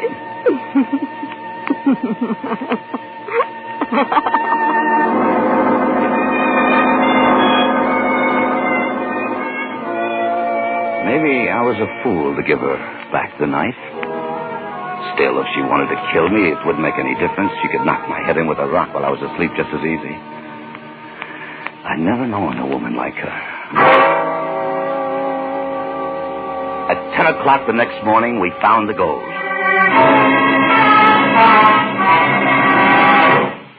That is all, Toby. There's no more? No, it's all on the pack horse. Now, look, starting right now, we're going to ride hard until we hit the Narcissus River. Somebody's been following us ever since we left Durango. What? How you know this? I don't know who it is or why. Maybe you do. How could I know? Toby, I swear I don't know. Okay. Here. Now, look, you better take your gun back. You may need it in case we get separated. Separate? I'm going to stay with the gold. Sure you are, but you better take the gun anyway. Now, come on, let's go. Mile after mile, we pushed our horses on the trail to the north, riding most of the day over broken basalt rock to hide our trail. There was no dust cloud to show whether anyone followed, but I was sure somebody did. I was hoping to reach the Narcissus River before the showdown came. I knew there was only a rope bridge over the narrow gorge, and once across, I would cut the ropes and close off any further chance of being followed. So we pushed the horses and rode hour after hour. By late afternoon, Consuelo complained more and more being tired, wanted to stop and rest. And I couldn't be sure she wasn't trying to slow us down.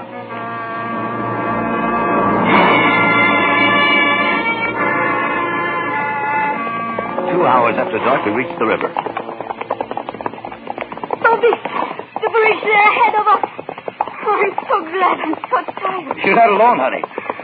Lucky there's a moon. This thing's no sense to cross in the dark. It looks very weak. It's only held up by rope. It's safe enough. Whoa, boy. Whoa, now. Whoa. Here. Hold my horse. I'll lead the pack animals across on foot. Toby, be careful.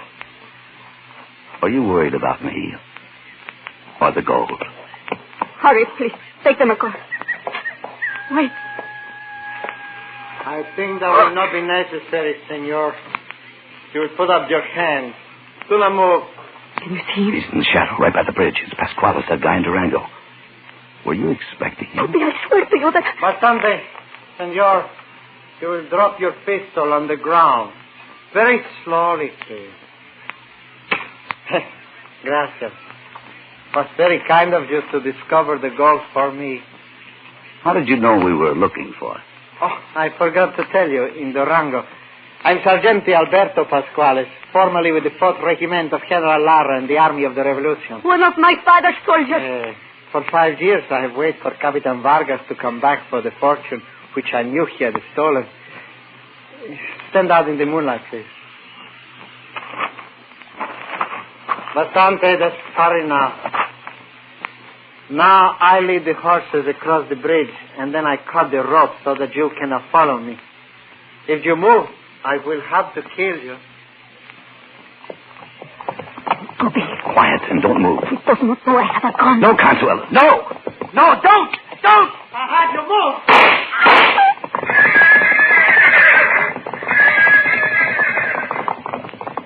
The pack horses reared at the shot. I lunged to stop them, stumbled into Consuelo, grabbed her, and held on her to keep her from falling. The half-mad animals carried Pasquale out onto the bridge and drove him along in front of their pounding hooves. I heard the rope supports creak and groan, and then snap with a loud crack. And like slow motion, the whole end of the bridge gave way.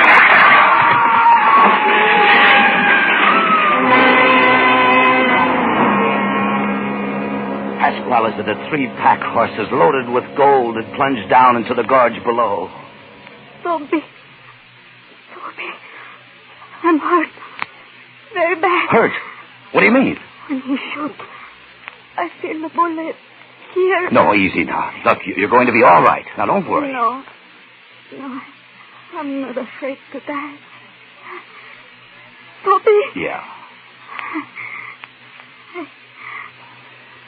I like it very much when you call me honey. Sure, honey. I'll be calling to that thousands of times. Well, I'll be... Consuelo! Consuelo!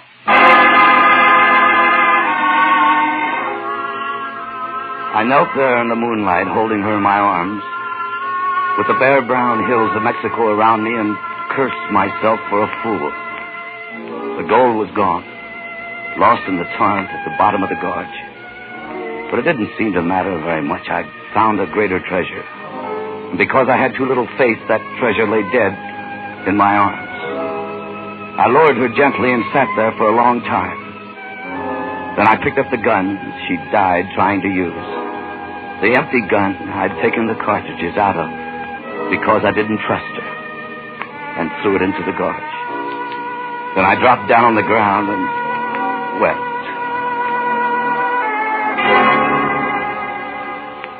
I remembered Bately's words. You'd evolved in a break, Toby. If one fell right in your lap, you'd play it just so far. And then you'd start doubting yourself. Or somebody else.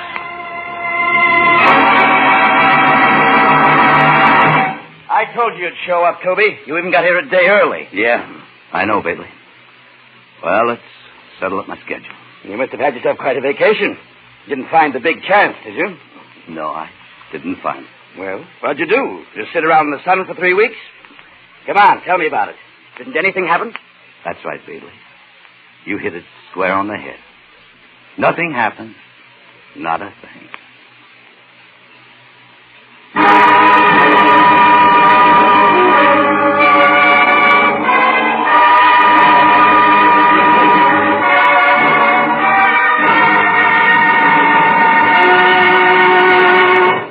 Escape was produced and directed by Gordon T. Hughes. With Victor Mature starring as Toby Manning, tonight we have presented The Fortune of Vargas, adapted for radio by Les Crutchfield. Victor Mature will soon be seen in the 20th Century Fox Technicolor production, Wabash Avenue.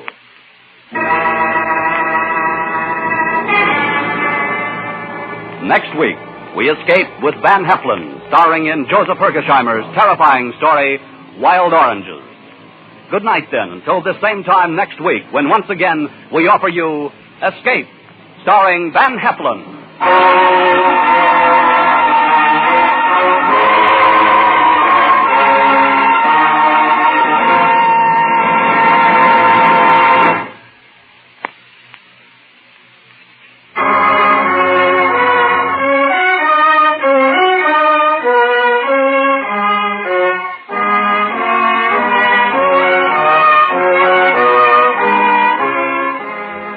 This is CBS, where Bing Crosby can be heard every Wednesday night. The Columbia Broadcasting System.